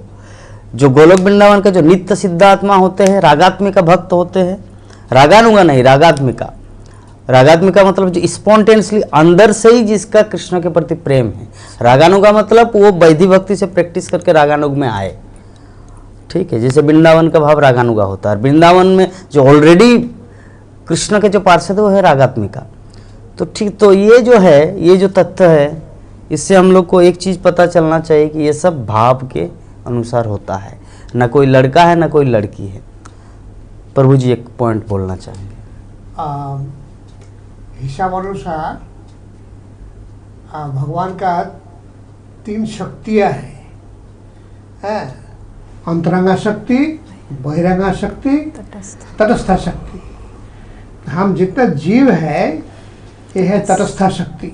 शक्ति मतलब शक्तिमान नहीं है, शक्तिमान पुरुष है, और शक्ति मतलब नारी, स्त्री है। तो हम लोग ओरिजिनली सब कोई शक्ति तत्व है।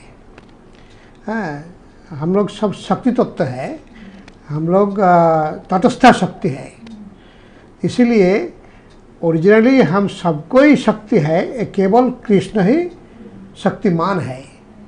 हाँ, लेकिन हम लोग ये पुरुष अभिमान करके भौतिक जगत में भटक रहे हैं।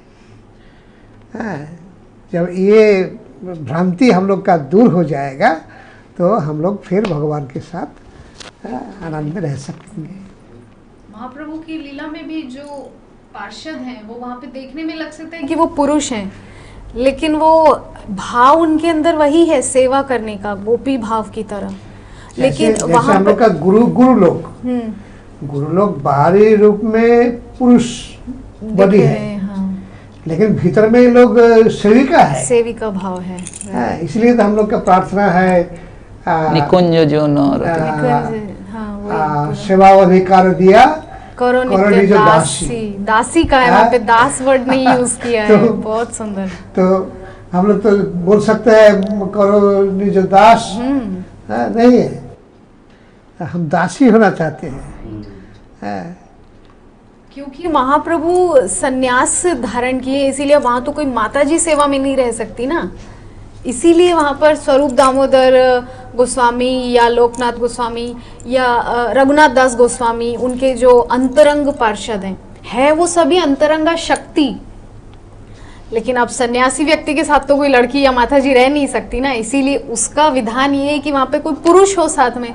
इसीलिए वही सारी जो शक्तियां हैं, ललिता, विशाखा, राधा रानी, जो कोई भी है, वो सब पुरुष रूप में आकर के श्रीमन महाप्रभु को अपनी सेवाएं प्रदान कर रहे हैं। हरे कृष्ण। बहुत सुंदर। चलिए, हमारा नेक्स्ट प्रश्न जो है हमारे अद्वैत आचार्य प्रभु जी के लिए, कि प्रभु प्रश्न है कृष्ण सूत्रधर। इस संबंध में मुझे और एक चीज पॉइंट बोलना था। एक माता जी का कुछ कल एक फेसबुक में एक कमेंट देखा। फेसबुक में माता जी विभिन्न वो पोस्ट करते रहते हैं इस प्रकार की, जैसे गौड़िया मठ में, वृंदावन के गौड़िया मठ में एक महाराज, वन महाराज को निर्मम रूप से मारपीट किया गया, जमीन दखल के उसमें उसको मारा गया और खून निकल रहा था। तो माता जी कुछ इतना सुंदर सुंदर उनका वाणी जैसे वेद वाक्य है। वो बोले कि वैष्णवेर गाये, माने वैष्णव के शरीर से जो खून निकल रहा है ना, भगवान सहन नहीं करेंगे। इस एग्जाम्पल दिया कि रावण के समय रावण बहुत सारे ऋषि मुनियों को प्रताड़ित किया था, इसीलिए उनका 1 लाख संतान और 1.25 लाख नाती सब मतलब स्ववंश निर्वंश हो गए। दुर्योधन का, कंस का, जरासंध के जितने सारे असुर थे, इस प्रकार वो लोग अत्याचार किए थे, उनको भोगना पड़ा। तो माता जी वो एक पोस्ट था, और दूसरा पोस्ट उनका इस प्रकार था, जैसे हमारा जो क्वेश्चन से रिलेटेड है कि कृष्ण से प्रेम अबाउट, हम तो जेंट से कैसे कृष्ण के प्रति प्रेम करेंगे। तो माता जी एक चीज़ बोले थे कि भला इस संसार में, जैसे गोपियाँ जो बोली थी कि भला इस त्रिलोक में कौन सी ऐसी नारी होगी जो कृष्ण के रूप में मोहित नहीं होंगे। अर्थात इस संसार में जितने सारे लोग हैं वो सब एक एक नारी है। तो माता जी जो पॉइंट बताए, बोले कि चाहे कोई मुसलमान शरीर में लड़की हो या क्रिश्चियन शरीर में लड़की हो, कृष्ण का रूप इतना सुंदर है, यद्यपि सामाजिक दृष्टिकोण से मुसलमान लड़की ये प्रकाश ना करे कि मैं कृष्ण से प्रेम करता हूं, लेकिन अंदर ही अंदर वो प्रेम तो जरूर करता है। ये वाला जो पॉइंट बोले, सच में मेरा मतलब हृदय हिल गया कि सच में माता जी का अनुभव कितना है। ठीक है, कृष्ण देवी दासी ऐसा बोल के है फेसबुक में उनका एक अकाउंट, तो वो कुछ ऐसे पोस्ट करते रहते हैं, not video, not a lecture, like a article, quotes भेजते हैं, तो बहुत सुंदर कोट्स। तो प्रभु जी के लिए क्वेश्चन है कि प्रभु सत्य त्रेतायुग है, त्रेतायुग है, কেন ভগবান শ্যাম সুন্দর রূপে লীলাবিলাস করেন নাই, তাহলে কি সেই যুগের ভক্তরা পরমেশ্বরের সেই রূপ থেকে বঞ্চিত হলো? কেনই বা সেই সকল যুগে তাকে দ্বিভুজ শ্যাम सुंदर रूपे आराधना करा হয়নি?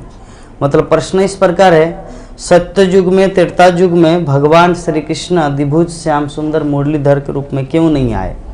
हाँ, तो क्या उस समय के लोग क्या भगवान के इस रूप द्विभुज मुरलीधर श्याम सुंदर के रूप में क्या वो मतलब वंचित थे, उसको वो चांस नहीं मिला? हाँ, क्यों भगवान श्री कृष्ण की आराधना उस युग में नहीं होता था? प्रभु जी।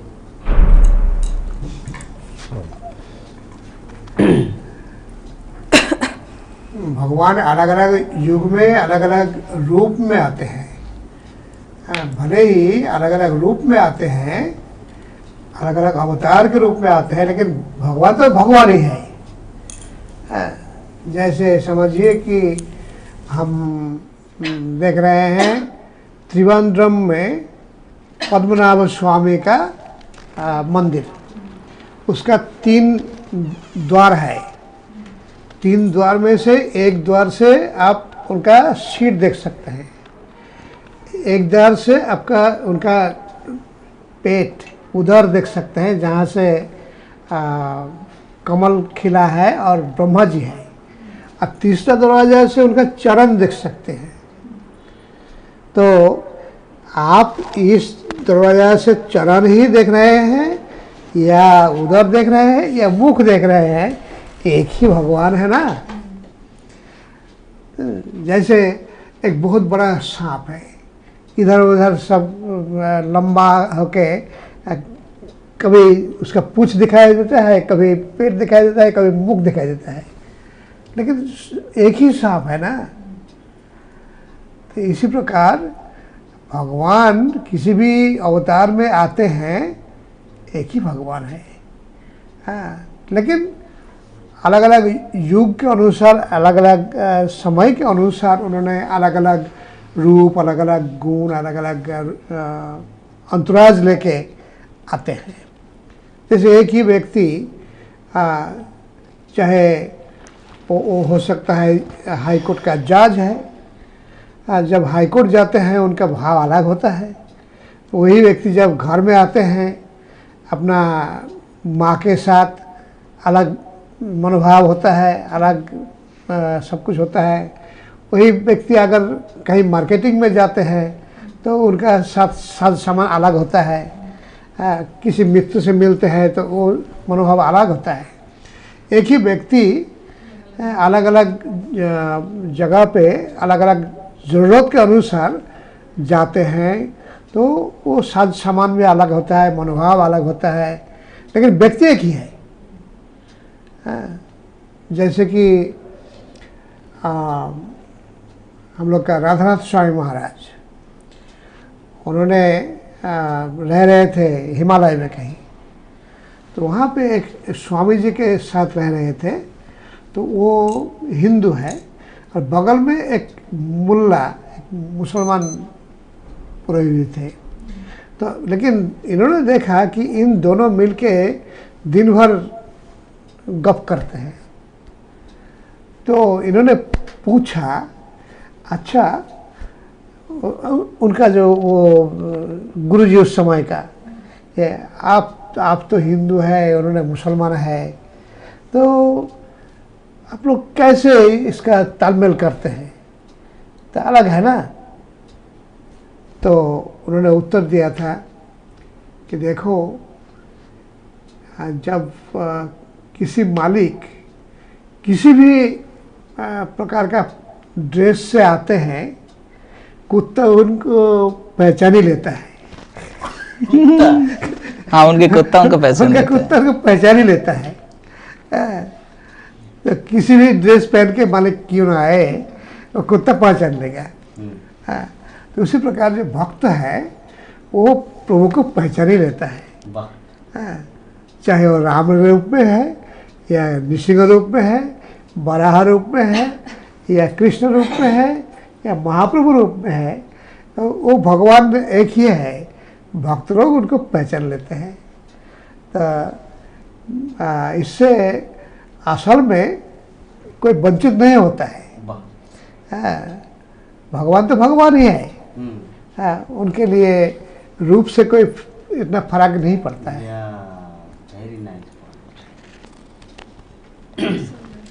बहुत सुंदर प्रभु जी रिप्लाई दिए। लास्ट पॉइंट एकदम, जो कुत्ता का जो उदाहरण दिया, हम सब एक एक कुत्ता है। जितने सारे भक्त यहाँ पर है इस जगत में, एक एक कुत्ता है और भगवान श्री कृष्ण है मालिक। तो मालिक चाहे किस भी रूप में गमछा पहन के आए या जैकेट लगा के आए, कुत्ता तो पहचान लेगा भू भू करके, समझ गई है। तो उसी प्रकार भू भू के बदले हरे कृष्ण हर युग में करेगा। भगवान को देखेंगे, भगवान का मंदिर देखेंगे, भगवान के भक्त को देखेंगे, हरे कृष्ण संबोधित करेगा। इतना सुंदर प्रभु जी पॉइंट बताए, तो इससे मुझे नहीं लगता कि आपको और कुछ चाहिए हमारे। और एक क्वेश्चन था उनके साथ से, वो है वंचित हुआ क्या रस? हाँ, वंचित नहीं, कोई रस नहीं वंचित होता है। क्यों? जार जय रस है सही उत्तम। हनुमान जो दास रस आस्वादन किया उसमें उसकी कमी नहीं महसूस हुआ, क्योंकि उसको कुछ भी देना भी चाहे वो भी नहीं लेंगे, बोले मैं दास रस ही रहना चाहता, तो कोई चिंता नहीं, सभी संतुष्ट रहते। वाह, जैसे बोल रहे वंचित की कोई सब अपने अपने लेवल का रस आस्वादन किए। सीता माता ने माधुर्य भाव का आस्वादन किया, हनुमान जी ने दास्य का, और वो कौन थे, अक्रूर, नहीं, वो जो वन में जो मिले थे निषाद राज, उन्होंने सख्य भाव का आस्वादन किया। विभीषण ने भी दास्य भाव का, या जो भी है दोनों मिश्रित, हाँ मिश्रित भाव था उनका, दास्य भी था सख्य भी था।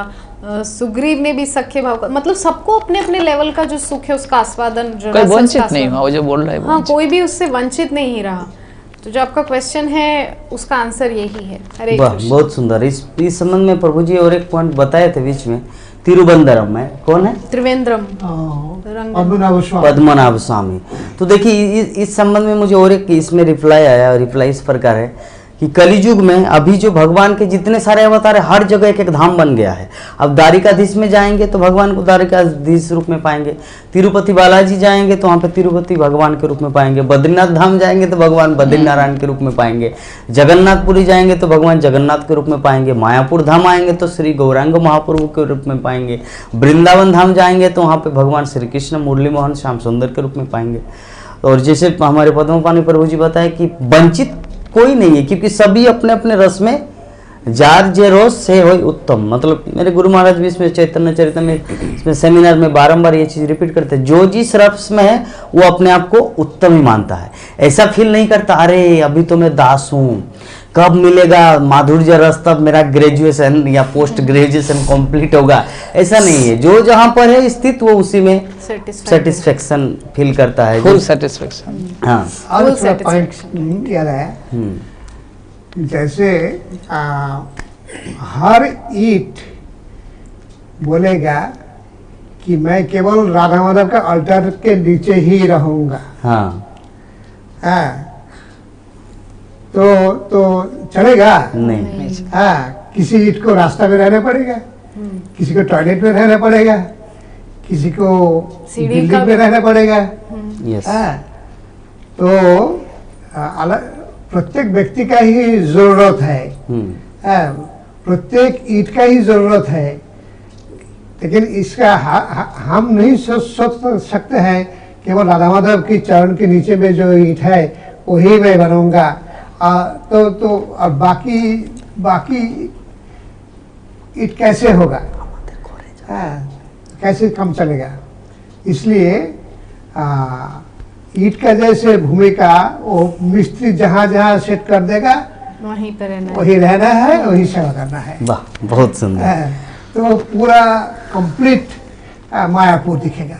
अरे कंप्लीट मायापुर दिखाने के लिए जहाँ जहाँ जिस ईट को लगाएंगे वही ईट का जवाब पत्थर से हुआ है। ये बहुत सुंदर, इतना सुंदर। आज का प्रोग्राम इतना अच्छा लग रहा है कि खत्म ही ना हो। तो प्रभु जी इतना सुंदर एग्जाम्पल दिए, जैसे कुत्ते का उदाहरण मुझे अभी भी याद आ रहा है। हाँ, इसमें एक गाना है ना, हम लोग को तो रोज सुनते हैं, कभी श्याम बन के कभी राम बन के चले आना प्रभु जी चले आना।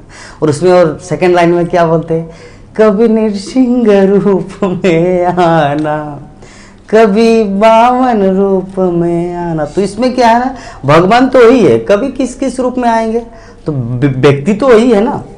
ठीक है, चलिए हमारा नेक्स्ट प्रश्न है प्रभु जी के लिए, पद्मपाणि प्रभु जी के लिए। यस, हाँ, तो प्रभु जी के लिए प्रश्न है कि संख्या शुभ्रा विश्वास माता जी का नाम है, আমার दंडवत पन्नति ग्रहण करबेन प्रभु। আমার জিজ্ঞাসা হলো ঋতুস্রাব চলাকালীন কোনো মাতাজি কি मायापुर इस्कॉन मंदिर रात्रि যাপন माताजी করতে आंसर दिला পারেন? माताजी ठीक है आंसर माताजी को दे देते हैं। उन्हीं की मंदिर मंगल आरती বা সন্ধ্যা आरती दर्शन करते পারবেন? कृपा করে জানাবেন। पीरियड के समय अगर कोई माताजी मायापुर धाम में आके गेस्ट हाउस में रुककर मंगल आरती में भगवान का दर्शन, संध्या आरती, मंगल आरती, दर्शन आरती क्या भाग ले सकते हैं? हरे कृष्णा। देखिए माता जी, ऐसा है कि आपको भगवान का दर्शन कोई एकदम स्पर्श करके तो करना नहीं है ना। आपको भगवान को देखना है, दूर से खड़े होकर आप देख सकते हैं आराम से, लेकिन चेष्टा हमको ये करनी चाहिए कि मंदिर में जाकर के जो ब्रह्मचारी लोग हैं उनसे किसी भी प्रकार से स्पर्श ना हो, क्योंकि उन लोगों का जो ब्रह्मचर्य है ना उसमें वो खंडित हो जाता है। ठीक है, तो आपको चेष्टा ये करना है कि आप पीरियड्स के समय पे अगर मंदिर जा रहे हैं तो मंदिर जाइए, लेकिन बहुत सावधानी पूर्वक ब्रह्मचारियों से दूरी बनाए रखें। ब्रह्मचारियों के संपर्क में या उनसे किसी भी तरह से स्पर्श ना हो, उनसे दूर रहें ब्रह्मचारियों से और सन्यासियों से। वैसे मैं अपना पर्सनली बता रही हूँ कि मैं तो खैर मायापुर धाम में ही रहती हूँ, तो मैं 4-5 दिन तक मैं घर में ही रहती हूँ, पूरी तरह से घर में रहती हूँ। अपना जप करना और जो भी मेरा बुक रीडिंग है वगैरह वो सब मैं घर में ही करती हूँ, और लाइव दर्शन करती हूँ भगवान का मायापुर टीवी के माध्यम से। लेकिन आपका क्वेश्चन हो सकता है इसीलिए हो क्योंकि आप बाहर से आकर के भगवान का दर्शन करने के लिए स्पेशली आप आए मायापुर, और फिर अगर ऐसा कुछ हो जाए तो देखिए आप जा सकते हैं मंदिर, लेकिन ये जो मैंने बताया कि ब्रह्मचारियों से, पुजारी जो हैं, ब्रह्मचारी, पुजारी, सन्यासी, इन तीनों से दूरी बनाकर रखें, इनसे दूर रहें, और भगवान का दर्शन करके पुनः अपने रूम में आकर के आप भगवान जो जप है, जो भी आपका कार्य है वो आप कर सकते हैं। हरे कृष्ण। सुंदर। नेक्स्ट प्रश्न है पद्मपानी प्रभु जी के लिए कि हरे कृष्ण प्रभु धन्यवाद प्रणाम। बलराम ও কৃষ্ণ অথবা গৌর ও নিতাই এর মধ্যে আগে কার শ্রীচরণে तुलसी पाता अर्पण करा হয় प्रामाणिक तथ्य दिले भालो হয়। प्रभु जी का प्रश्न है कि कृष्ण, बलराम, गौरांग महाप्रभु, नित्यानंद प्रभु, इनमें से तुलसी पत्ता हम पहले किसके चरणों में अर्पण करें? प्रामाणिक शास्त्रों का प्रमाण देके बोलने की कृपा करें। जो हम सब सीखा गौणिता अर्चन के श्रीपाद जन्माष्टमी सिखाया, तो इसके अनुसार तो पहले कृष्ण को, उसके बाद बलराम को, पहले महाप्रभु का, उसके बाद नित्यानंद प्रभु। शास्त्र की कोर्ट की जरूरत नहीं, हर चीज़ की शास्त्रों से नहीं होता है। कभी कभी भक्तों की बात भी सुनना पड़ता है जो एडवांस है, क्योंकि शास्त्रों भी उसके एप्लीकेशन भक्त करते हैं। जन्माष्टमी ने जब बताया वो सुन के चलना ही सही रहेगा, है ना। ये मेरे सुझाव। बहुत सुंदर, सटीक, एकदम जननिवास प्रभु जो हमारे इस्कॉन वर्ल्ड में सबसे महान पुजारी के रूप में जो शिल प्रभुपाद जिसको प्रतिष्ठित किया पुजारी के रूप में, तो उनका भी वाणी ये सब विग्रह पूजा सेवा में क्या करणीय क्या अकरणीय है वो भी वेद वाणी है। यस प्रभु जी, वो भी शास्त्र वाणी है, तो आपको इसी के अनुसार चलना है। तो हमारा समय सीमा पार होने जा, लेकिन प्रश्न इतना आया है तो प्रभु जी से हम नेक्स्ट प्रश्न करते हैं हमारे प्रभु जी से कि हरे कृष्ण प्रभु प्रणाम। शास्त्रे प्रतारणा विश्वासघातक तार की शास्त्रीय कथा আছে सद्गुरु থেকে দীক্ষা প্রাপ্ত ব্রাহ্মণ হলে কি তাকে কর্মফল ত্যাগ করতে হয় না? কোন শাস্তি পেতে হয় না? কোন শাস্তি পেতে হয় না? गुरुदेव की सब पाप থেকে रक्षा করবেন। मतलब वो बोलना चाह रहे कि अगर कोई व्यक्ति ब्राह्मण दीक्षा लिया, हरिनाम दीक्षा लिया और उसके बाद वो पाप कर्म किया, किसी को चीटिंग किया, विश्वासघात किया, धोखा दिया, तो क्या उनका शास्ति मिलेगा या गुरुदेव ले लेंगे वो शास्ति, मतलब पनिशमेंट? गुरुदेव लेने का सवाल ही नहीं आता है क्योंकि जब तक दीक्षा नहीं हुआ था, दीक्षा तक गुरुदेव ने पाप ले लिया, लेकिन उसके बाद फिर पाप करते रहेंगे तो उसके लिए आपको ही भुगतना पड़ेगा। गुरुदेव बिल्कुल इसके लिए जिम्मेदार नहीं है। हाँ, तो ऐसे भी हम जब कोई पाप करते हैं उसका 6% गुरुदेव के पास जाते हैं, या सही काम करते हैं, अच्छा काम करते हैं, उसका भी 6% गुरुदेव को मिलता है। तो लेकिन हमें बहुत ही सावधान रहना पड़ेगा कि दीक्षा के बाद और पाप ना करना। कम से कम जानबूझ के अगर कोई पाप करता है तो उसका भुगतना पड़ेगा, उसका फल उनको ही लेना पड़ेगा। और हाँ, गुरुदेव को भी इसका कुछ परसेंटेज मिल ही जाएगा, उससे गुरुदेव का डिस्टर्बेंस होगा। इसलिए हमें बहुत सावधानी से रहना चाहिए कि हम कोई पाप ना करें। और कम से कम हर रोज का जो जान के अनजान से ऐसे हो जाता है जो पाप, उसको खंडन करने के लिए कम से कम आपको 16 माला जप करना, बढ़िया से 16 माला जप करना जरूरी है। 16 माला हर रोज जप करेंगे तो आपका हर रोज का जो अनजान से भी पाप हो जाता है वो खत्म हो जाता है।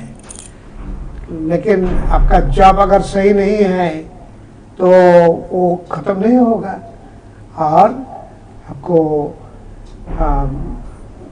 जानबूझ के पाप करने से आपका फल आपको ही लेना पड़ेगा, चाहे इस जन्म में हो या अगला जन्म में हो।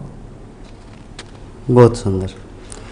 एक प्रश्न ये आए हैं 2 बार करके माता जी के लिए कि प्रभु मेरा नाम सच्चिदानंद दास है, महाप्रभु का कदम भक्त हूँ, मैं 11 क्लास में पढ़ता हूँ और मैं रोज़ इस्कॉन मायापुर टीवी लाइव में भगवान का दर्शन करता हूँ एवं कीर्तन करता हूँ।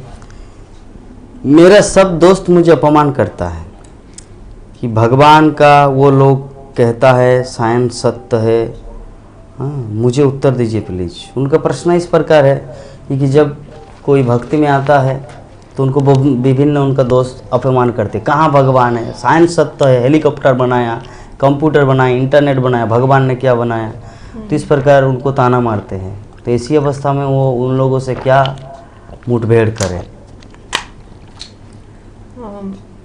पहली बात तो ये कि ऐसे लोगों की संगत करनी ही नहीं चाहिए आपको, ठीक है। इससे होगा ये कि धीरे धीरे उनकी बातों का असर आपके चित्त पर भी पड़ने लगेगा और एक समय में जाकर आप सोचने लगेंगे कि नहीं, ये लोग ही सही कह रहे हैं, बाकी जो संत समाज जो कहता है या जो भी भक्त जो भी कहते हैं या जो वैष्णव जो कहते हैं वो हो सकता है वो सही नहीं हो, ये लोग जो कह रहे हैं वही सही हो। सबसे पहला कार्य तो आप कीजिए कि ऐसे लोगों से दूरी बनाइए जो भगवत विषयों की निंदा करते हैं, जो भगवत निंदा करते हैं, या जो या तो डायरेक्टली या प्रत्यक्ष रूप से या अप्रत्यक्ष रूप से जो भगवान के चरणों में अपराध कर रहे हैं, ऐसे लोगों से आप दूरी बनाइए। सबसे पहली बात तो मुठभेड़ करने की ज़रूरत मेरे ख्याल से नहीं है, क्योंकि जो लोग भगवान को ही अस्वीकार कर रहे हैं वो आपकी किसी बात पे कैसे विश्वास करेंगे। जो भगवान को ही नकार दे रहे हैं कि भगवान ही नहीं है, साइंस सब कुछ है, तो आप जैसे एक छोटे से व्यक्ति छोटी जो भी पढ़ाई कर रहे हैं तो आपकी बात पे वो यकीन कैसे करेंगे। तो पहले तो आप ऐसे लोगों से दूर रहिए, या अगर आपकी मजबूरी है कि आपको उन्हीं लोगों के बीच में रहना है तो आप शास्त्रों का अध्ययन कीजिए। शास्त्रों के बल पे, भगवत गीता के बल पे, श्रीमद् भागवतम के बल पे आप उनको उत्तर देने की चेष्टा कीजिए और उनको प्रामाणिक रूप से बताइए कि भगवान ही सब कुछ का मूल है, साइंस नहीं है, ठीक है। साइंस भी भगवान की ही एक शक्ति का एक छोटा सा बिंदु मात्र है, ठीक है। उन लोगों का जो चित्त में जो भ्रम है वो आप ऐसे दूर कीजिए। आप अपने बल पे नहीं कर सकते क्योंकि अभी आप बहुत नवीन हैं इस मार्ग में, ठीक है। तो पहले आप शास्त्रों के प्रमाणों को आप खुद समझिए, क्योंकि जब तक आप खुद नहीं समझेंगे आप किसी और को नहीं समझा सकते, ठीक है। आपको खुद को उस आध्यात्मिक ज्ञान को अपने जीवन में उतारना होगा, समझना होगा, तभी आप दूसरों को एक्सप्लेन कर सकेंगे, ठीक है। एक बिजनेस प्लान होता है ना, जैसे मैं काम करती थी एक MLM कंपनी में, तो पहले मुझे खुद वो प्लान समझना पड़ता था, एक एक 2-2 घंटा बैठकर अपने सीनियर्स से, तब मैं वो प्लान दूसरों को जाकर के समझा पाती थी कि इस प्रकार से आपको मल्टी लेवल मार्केटिंग करनी है, ऐसे जोड़ना है वगैरह वगैरह ये सब। तो पहले आप खुद उस जो साइंस है, जो गॉड रियलाइजेशन का जो साइंस है, जो आत्म साक्षात्कार का विज्ञान है, उसको आप खुद समझिए, तब जाकर के उन लोगों को आप समझाइए, क्योंकि तब आपके पास प्रमाण होगा उनको देने के लिए, वरना आप कुछ नहीं बोल पाएंगे। हरे कृष्णा। बहुत सुंदर। तो अच्छा पॉइंट ये है, नाम नहीं लिखा है, क्या नाम, सच्चिदानंद दास, यस सच्चिदानंद दास, कि आपको उन लोगों को पहला एक बोलना कि देखिए ये जो साइंस का आविष्कार ये सब जो है ना, ये काल के प्रभाव से, समय के प्रभाव से होता है। ऐसा युग था, ऐसा समय था जो कोई भी व्यक्ति पत्थर बन जाते थे, पाषाण युग था। अभी इलेक्ट्रॉनिक युग है, पत्थर युग, लोहा का युग, लोह युग कहा जाता है इस कली युग को। तो समय का प्रभाव है, इसमें वैज्ञानिक का कुछ हाथ नहीं है। जैसे एग्जाम्पल के रूप में जब जयद्रथ को मारा गया तो उस समय अर्जुन ने भरसक प्रयास किया था जयद्रथ को मारने के लिए, लेकिन अर्जुन के दम पर जयद्रथ को नहीं मारा गया। भगवान श्री कृष्ण ने समय बनाया, अर्थात 2 बजे को शाम 6 बजा दिया, अपने सुदर्शन चक्र से सूर्य को ढक दिया, क्योंकि जयद्रथ रखा गया। जयद्रथ एक ऐसे जगह में है जहां से लौट के आने में उनको 2 दिन लगेगा, तो वो निकलेगा कब आएगा जयद्रथ और कब मारेंगे अर्जुन। और ये तो प्रतिज्ञा की है कि शाम 6 बजे तक अगर उनको नहीं मारेंगे तो खुद मर जाऊंगा। तो अभी तो ऐसी स्थिति में वो लोग शकुनी की चाल, द्रोणाचार्य की चाल कि जयद्रथ को इतने अंदर में घुसा दिए हैं वो निकलेगा ही नहीं। तो अभी अर्जुन के प्लान से क्या जयद्रथ वध होता? कितना भी ट्राई करते वहां पे घुसते घुसते 2 दिन लगता, और यहाँ पे समय है 3 घंटा या 4 घंटा। तो भगवान श्री कृष्ण का प्लान क्या था?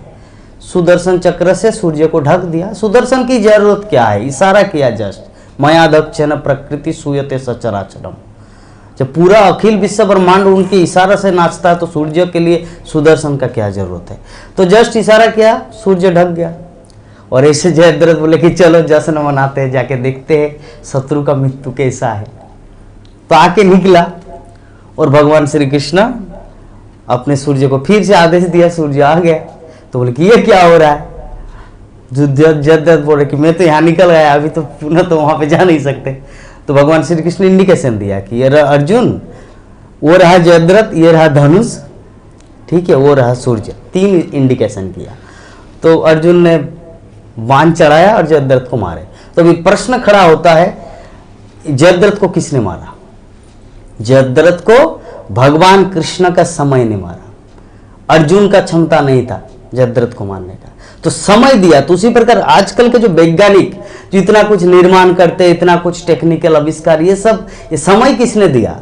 पाषाण युग में तो ऐसा नहीं था। अभी क्यों हो रहा है? बिकॉज इलेक्ट्रॉनिक्स युग, लोह युग अभी चल रहा है, वो युग समय दिया है कृष्ण ने, इसीलिए वैज्ञानिक लोग कुछ कर पा रहे हैं। तो ये है आंसर आपका। प्रभु जी एक पॉइंट बोल रहे हैं। प्रभुपाद जी बोला है विज्ञान तो बहुत ही कुछ कर रहा है, लेकिन असल काम कुछ नहीं कर पाया। जैसे कि असल प्रॉब्लम है जन्म होना, मृत्यु, बीमारी और बुढ़ापा। ये 4 चीज जो समस्या है, इस समस्याओं का हल कुछ भी नहीं कर पाया, नहीं दे पाया है। इसलिए विज्ञान कितना भी कुछ करे, ये 4 समाधान तो नहीं किया है और कर भी नहीं पाएगा। बहुत सुंदर। तो ये प्रभु जी जो पॉइंट जहाँ से बोले हुए, पुस्तक का नाम है जीवन का स्रोत जीवन, लाइफ कम्स फ्रॉम लाइफ। उसमें जो भक्ति स्वरूप दामोदर जो महाराज है, जो बहुत बड़े साइंटिस्ट है, तो उन्होंने श्रील प्रभुपाद को कुछ ऐसे जटिल जटिल प्रश्न किए कि उस प्रश्न उत्तर का पुस्तक अगर कोई भी साइंटिस्ट पढ़ेगा तो कृष्ण भक्त बनेगा। तो उसमें श्रील प्रभुपाद जो बताए, जो प्रभु जी अभी बोले कि पहले के युग में भी लोग मरते थे, अभी भी मर रहे हैं। पहले लोग 100 वर्ष जीते थे, अभी लोग 60 वर्ष जीते हैं। ठीक है, तो विज्ञान ने बहुत अच्छा प्रगति किया। लोग तो इस माध्यम से हम लोग समझ रहे कि सिर्फ कोई भी आपको मैं एक ही सलाह दूंगा सच्चिदानंद दास प्रभु जी, आप सिर्फ प्रभुपाद का ग्रंथ पढ़िए, फिर वो सब बच्चा वो सब आपके लिए कोई बूढ़ा भी आपसे तर्क करने आएंगे ना, आप उसको हरा सकते हैं, क्योंकि प्रभुपाद के पुस्तक में इतना ज्ञान इतना अनुभव भरा हुआ है।